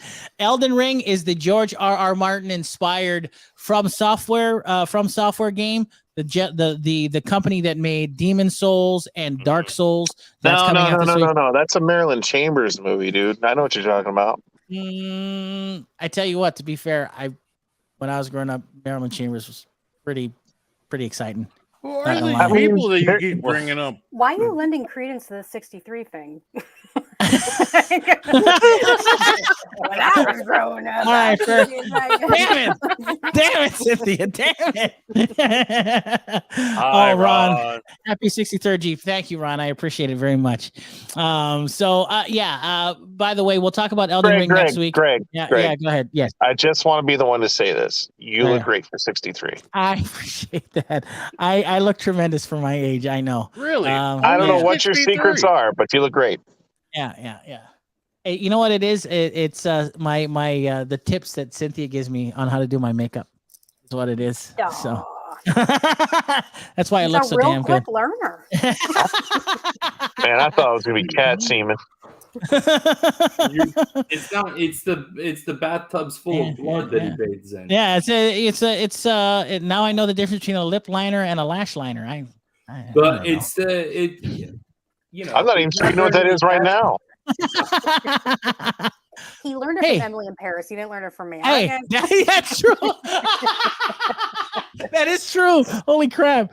Oh my gosh! An ocean liner. Oh my gosh! By the way, I'm getting more and more uncomfortable about you liking that show. Like I won't watch Euphoria because I know it involves teenagers having sex, and I shouldn't be watching that kind of stuff. Watch Emily in Paris. Those outfits. I don't think I can. If you love it this much, more about teenagers doing drugs than anything. Those outfits are fabulous. They're awesome. Yeah, anyway, this is only making it worse. I don't want to watch this show. They're amazing. This show more now. You'll fall in love with it. Anyway. Oh my god. No, why? Shut up. Hey, quick question. Am I the only one who's been watching the Critical Role show Vox Machina? Yes. Okay. Yes. You're the only guy. None of us watch crap. Wow, jeez, don't what the frick? I love that that you thought to say that about this and not Emily in Paris. It's really great. I love seeing seeing where your brain's at. Thank you, Cynthia. Thank you for they're reaffirming. I like it. I mean, it's pretty good if you want an anime series to watch on Amazon Prime. All right. Well, ladies and gentlemen, time to find out what's coming out on Blu-ray and DVD this week. It goes with the whole thing. Coming out in 4K on Blu-ray and 4K DVD, or 4K Blu-ray, excuse me. The Green Mile with Tom Hanks. Pick one. Yeah, The Green Mile with Tom Hanks is on 4K this week. Very excited about that. I love The Green Mile. Also on 4K is a fantastic old school movie from 1980. If you've never seen it before, super cheesy, but a lot of fun. Alligator is out from Shout Factory. Alligator. They both are. Oh, Alligator 1 and 2? Yeah, I think it's Alligator 2 is what, The Mutant or something like that? Yeah, something like that, yeah. I vaguely remember them. I didn't know that. I thought it was two. I just thought it was two cuts in the movie. I don't think Shout Factory is doing both of them, but I think they got one, and maybe the second one is Vinegar Syndrome. I don't think they have them both. I could be wrong. Alligator is a lot of fun. Super cheesy, but a lot of fun. I like that movie. I remember just the cover alone was kind of freaky because you're just looking at like the sewer tunnel, and it's just like this really dark shot of the alligator's face just kind of lingering there. And I used to be kind of terrified of that cover when I was younger. Yeah, it was a good cover. Also out on Blu-ray today, Night of the Demon from Severin Films, also from 1980. I don't know if a lot of you remember that film. Not bad. Matter of fact, Night of the Demon. Is that another old school classic? Yes, it is another old school horror classic. So you saw it as a teen? Shut your mouth. Also on 4K Blu-ray today. When he was 42. Such asses. Also on 4K Blu-ray today. Only 63? I would say that this is superior to this movie is superior to its prequel, Escape from LA with Kurt Russell. I love that movie. Great Escape movie. from LA, superior. Yeah. Did you read that? I guess he did an interview where that came up, and he was saying that it's gotten a pretty decent cult status ever since it came out. Oh yeah, and it led to him talking about all the movies that didn't quite catch on when they first came out, but then they've gained a cult following since. And he prefers LA over New York. He says. I do too. I'm with him 100%. LA is so much fun. But the thing to really dig out of that interview is that they had asked him, like, if you were to make a sequel now to any of your films, which one would it be? And he flat out threw out The Thing. And I've never wanted Hollywood to step up and give him money so much in my life. I'm in. I'm totally in with that as well. For him to come back and do The Thing now, with the kind of special effects you can do now, let that man make The Thing too. I know. The money. They can age him down and everything. It's cool. Kurt Russell, you mean? I would actually love to see that, where he definitively answers like what exactly happened at the end. Where like were they both the Thing, or one of them the Thing? I would love to see him actually answer that question all these years later. You guys do. I don't know if you guys remember this, but I can't believe I'm doing this whole 63-year-old thing again. But when it came out, it was actually critically panned, The Thing. Well, it came out the same year as E.T. Yep, it did. So the nation was dialed into an alien movie that was a heartwarming family film, not this depressing, cold, mean-spirited movie about a bunch of guys that can't get along with each other and full of paranoia and terror. Oh, so good. But that movie is so good. Like in my opinion, that's better than Halloween. I agree. 100%. The thing. There's so much to The Thing than there is in Halloween. It's such a great movie. Yeah, I agree with you. It's a perfect movie. Speaking of perfect movies, more graphic. Oh, it definitely is. Speaking of perfect, that's what shut off a lot of people, the audience back then. Well, I wouldn't know because I wasn't there. Gee, what's your take on this? Well, I tell you what, for its day, that movie was super juicy. Like when we didn't have cars. That's what I want to know. I hate you all. Well, G still goes to work riding, that weird that real weird bicycle with the one big wheel and the. I was just gonna say that. What do they call it? The penny farthing. That's the name of the bike. Only you would know. See, you would know. Right? You were there, so hey, Cynthia, can you do me a favor and tell me to just shut up, please? Do you still have it? I used to get when I had a podcast back in the day. I used to get a lot of ageist jokes hurled at me. So I feel for you. Yeah. I feel for you. Yeah, look, do yourself a favor. Look up penny farthing. All right, you'll see. I think it's gonna be something dirty. I don't know. I feel like that's also a Peter North movie. No, it's not. Ron says, "Oh, I wish I knew you'd be on. I would have tuned in earlier." All right, Cynthia, that's you. He loves you. How do you get on a penny farthing? A Your lot of friends practice. have to push you, or a lot of practice. I have a question. How the heck do you even get up on those damn things? That's what you just asked. What did I just say? I was Did I going say to say something grapple else? gun. Oh man! I just got back on. That's why. I was going to say grapple gun like Batman. Oh man. Anyway, back to the releases. If they had grapple guns back then. Speaking of perfect movies, Drop Dead Wait, Fred. Greg, answer the question. Did they have grapple guns back then? No, they did not have grapple guns. Not even in the steampunk fantasies did they. That seems awfully suspicious. I think there were. Anyway, from Vinegar Syndrome, Drop Dead Fred, starring Phoebe Cates, is out today as well. Like a pretty penny, she turned up again tonight. She did turn up. She is definitely turned. Like a penny farthing or whatever you said. Like a penny farthing. Like a penny farthing. Like a penny farthing. Also on 4K Blu-ray today is the Steelbook edition of The Hurt Locker. That's out on Blu-ray today, 4K Blu-ray today. Does the case look like a locker? Because that'd be awesome. Kind of, it's a Steelbook. It kind of does. That's what I mean. Also from Shout Factory, Gannon, Alligator 2, The Mutation. Oh, so it was Shout Factory. Yeah, it was Shout Factory. That's only in Blu-ray though. But was that right on the title? Was it The Mutant or something like that? The Mutation. The Mutation. Mutation. I'm gonna put those in my list already. I'm getting those for sure. I'm putting on my Amazon Prime list. Why did you target Gannon with that? Because Gannon said that Gannon was right about the Alligator 2 thing. He was absolutely correct. I was wrong because I didn't think it was a Shout Factory thing. Turns out I was wrong about that. But I knew they were both coming out this week. Yeah. Also on 4K Blu-ray today. A special edition of Gannon's favorite film with Jean-Claude Van Damme, Hard Target. Oh, are you kidding me? Nope. I totally brought that up as a joke, and it's actually coming on Blu-ray. It's funny. It's on 4K Blu-ray, but it also what's special about it is it's the special edition because it comes with the theatrical cut and the very long unreleased director's cut of the film. I think on that release it's called an international cut, technically. International cut, yes, that is. I don't think they're referring to it as the director. I mean, I'm pretty sure it would be the director's cut, but it's referred to as the international cut. You are correct, sir. That is absolutely probably correct. Because John Woo didn't want to go back and actually look at the cut again. And this is the porn that Gannon was talking about earlier? This is definitely not the porn. Van Damme punched a snake in the face, man. Oh, speaking of, you should get that Van Damme movie I found on VHS. Which one? The Monaco Forever. I don't know what the hell that is. Oh, you don't? All right, everybody watching the show tonight, go look up. It's either Monaco Forever, Monaco Fever, and go look that movie up. It's Van Damme's first movie. It's French, and take a look at what his character name is on that movie. It's awesome. Wow.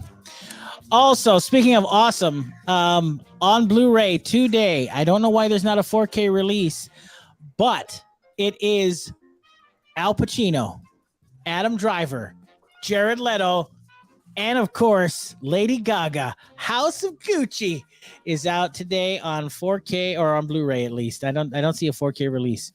So, Cynthia, did you watch House of Gucci? I haven't yet. I actually postponed watching it so I could watch the first season of Euphoria. Oh wow. Okay.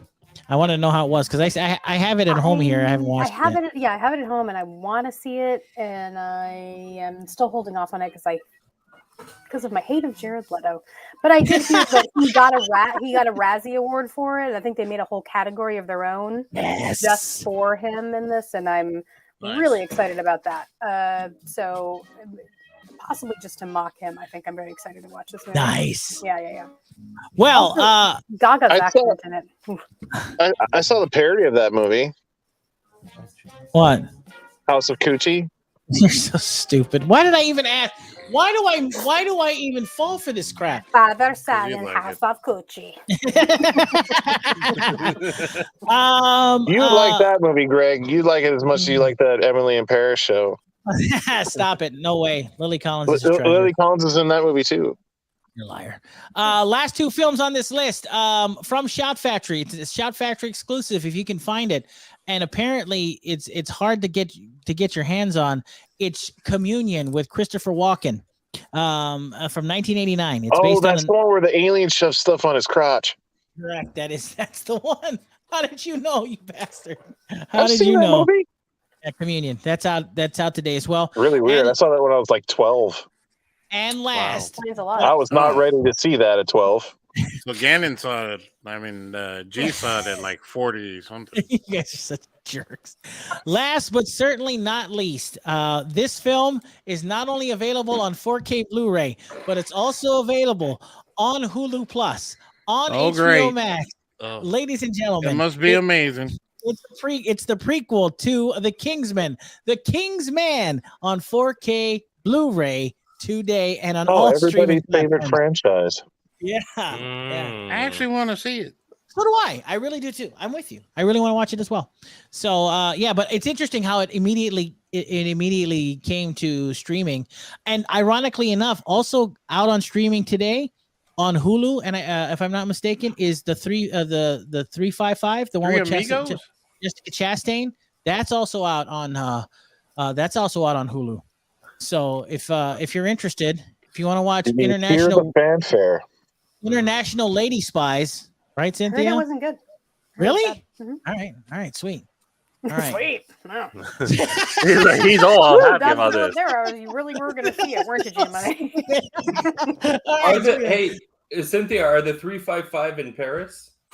No, that's why he doesn't care for it. Yeah, they don't wear. They don't have the bushy eyebrows and wear the fancy clothes. First of all, her eyebrows are not bushy. They are lovely. All right. There's nothing bushy about her eyebrows. Her armpits are bushy. I didn't know bushy was derogatory. Like they're well maintained, Cynthia. There's the difference between that and bushy. You're defending this way too much, and it's starting to freak me out now. You need to watch it. It's really good. No, I'm gonna watch it. I'm tweeting what's her face tonight. Be like, you know what? Steer clear of Greg Turner. Such an idiot. For starters, he's way too old for you. The last thing that I want to not necessarily promote, but I want to say is a very provocative show right now, getting a lot of views. If no one has seen the Hulu original Pam and Tommy, you are doing yourself a disservice. It is crazy. That's all I'm going to say.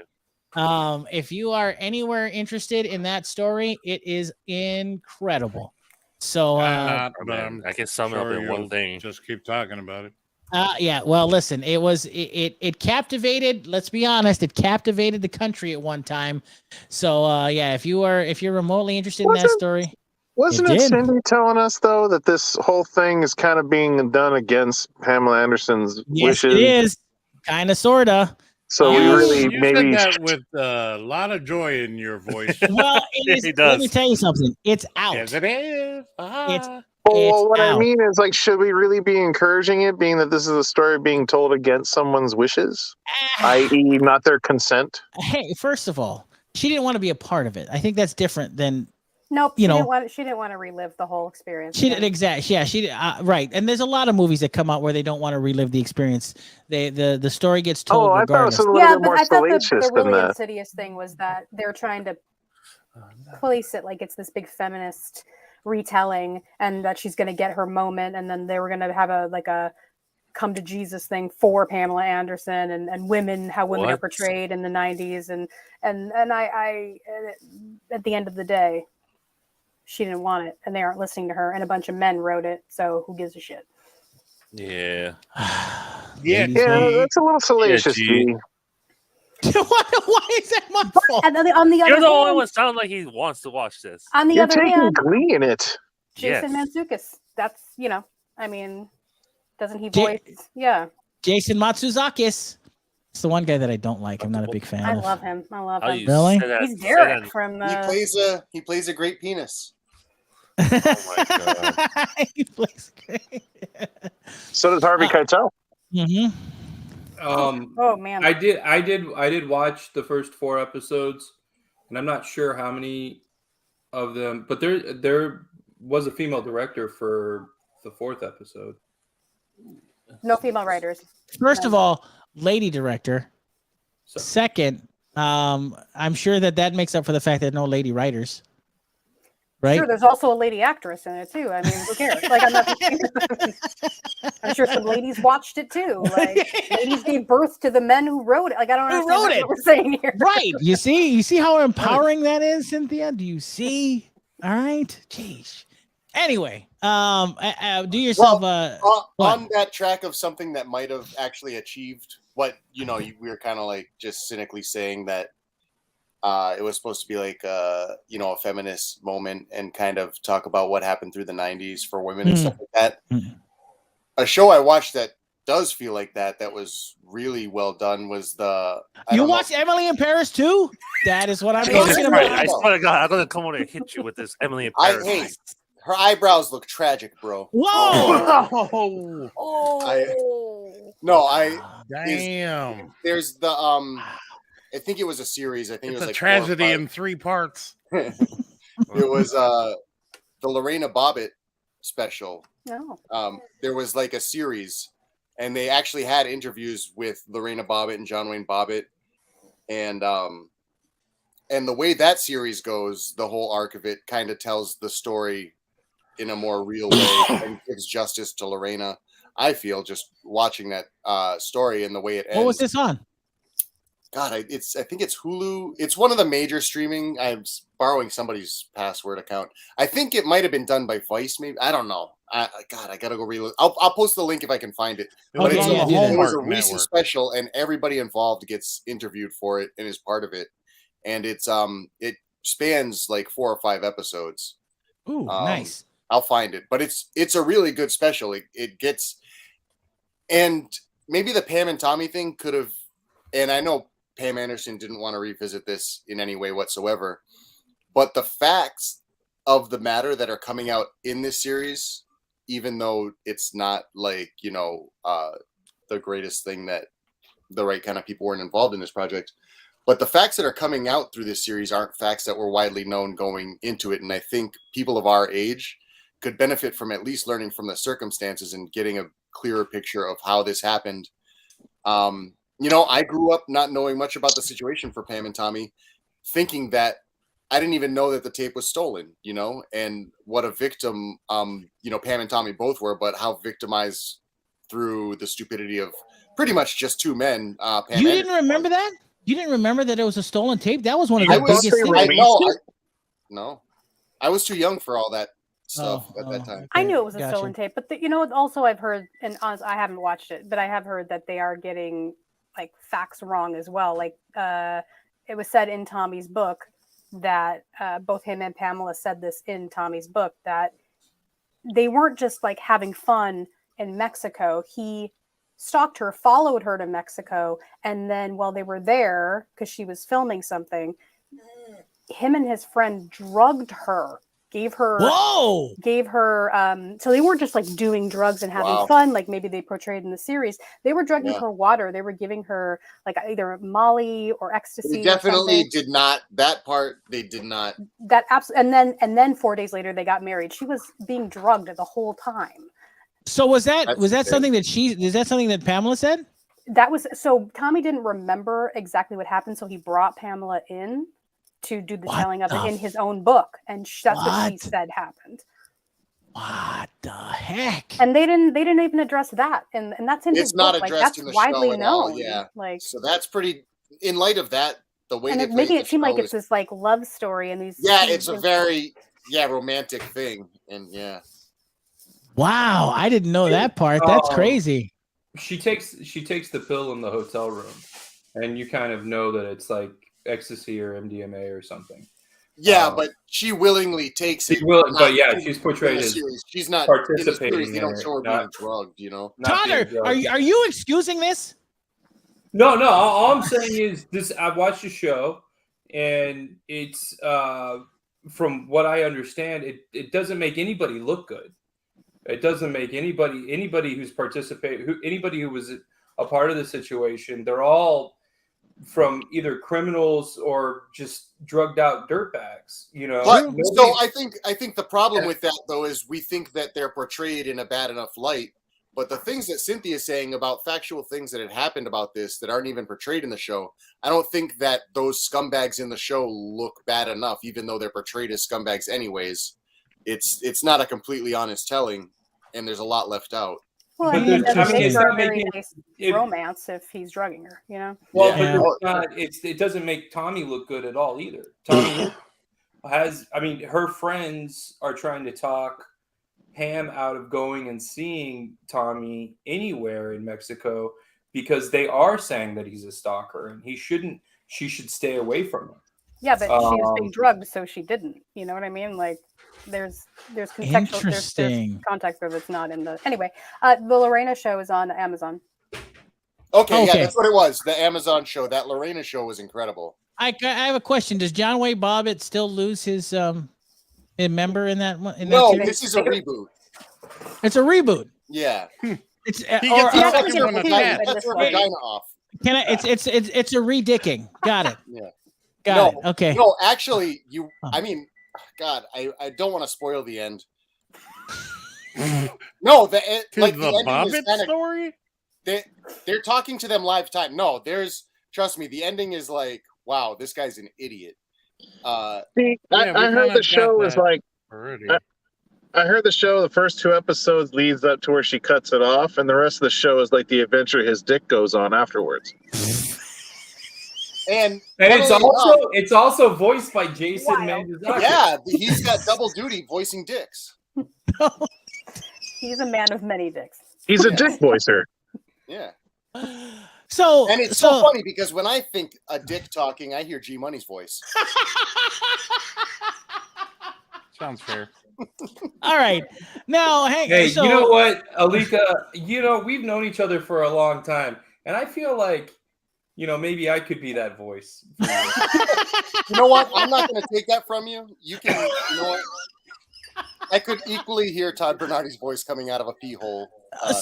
Sure. Okay. So listen, not that we I'm need to get into talk out of my one good eye. Not that we need to get into it because we're not Inside Edition or Current Affair, but I am curious. After watching this Lorena show, I remember that when that happened, because of what she did, that I remember during that time, he's the one that was the victim, right? Number one, and number two, obviously in the press, he was the victim and she's the villain, and correct. Yeah. And I also remember that after all that affair happened and they reattached his member, he became a porn star. Yeah, he did. That was very much a thing that happened. Doesn't he work for the guy that steals the Pamela Anderson tape? I don't know about that at all. I feel like there's some connective tissue there. Tissue? They're not an idiot. But can I just say there is still more of the story to be told. Like, it's an ongoing thing, and I think women in particular will definitely relate to the ending, and men in particular, it should be very illuminating. Maybe in your past life you've been I just want to talk about the ending, but you need to watch it. The ending is something special. It's not something you predict. It's worth the watch. It's not just something you post-dict. It's not something you predict. It's something you predict. All right. Never mind. You did it. We didn't do it. You did. did. Yeah. Oh my God. I didn't predict anybody.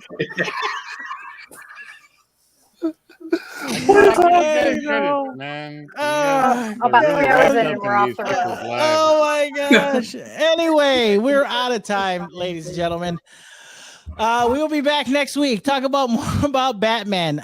If we catch up on Lorena, we'll talk more about Lorena on Amazon. I won't be. But okay. I'm gonna watch that. All right, Can we talk more about these people that you guys keep naming that I have no idea who they are? I feel like part of the conversation when that happens. First of Yeah, all, I feel that way too. yeah, you're older. Well, listen, you know Tommy. I didn't care about that stuff to know about their insides and outsides of their lives. Ooh. Well, it was a huge. I never forget that. That stuff was weird. I'll never forget that. Cliff notes. Okay. Yeah, got it. Top it off. Got it. All right, Lorena. Next week. I didn't need to know every single. Where does she shop? I don't need to know all that. First of all, I know that. Wait, are you I definitely in Paris? Like, I definitely want to know where Lorena That's Bobbitt what got her I'm cutlery. talking about. I want to know where she got her cutlery. That's all I want to know. Well, right? what is going on at this point? That's all I want to know. What Anyway, nonsense all this we're is? out of time, ladies and gentlemen. Next week we'll talk more about the Batman nerd show that doesn't talk about nerd stuff. we We do. just Thank went off on you. Boba Fett for way longer than Yeah, way long considering time. when it ended. Next week we'll Because talk about that's the an actual topic that we're supposed to be talking about.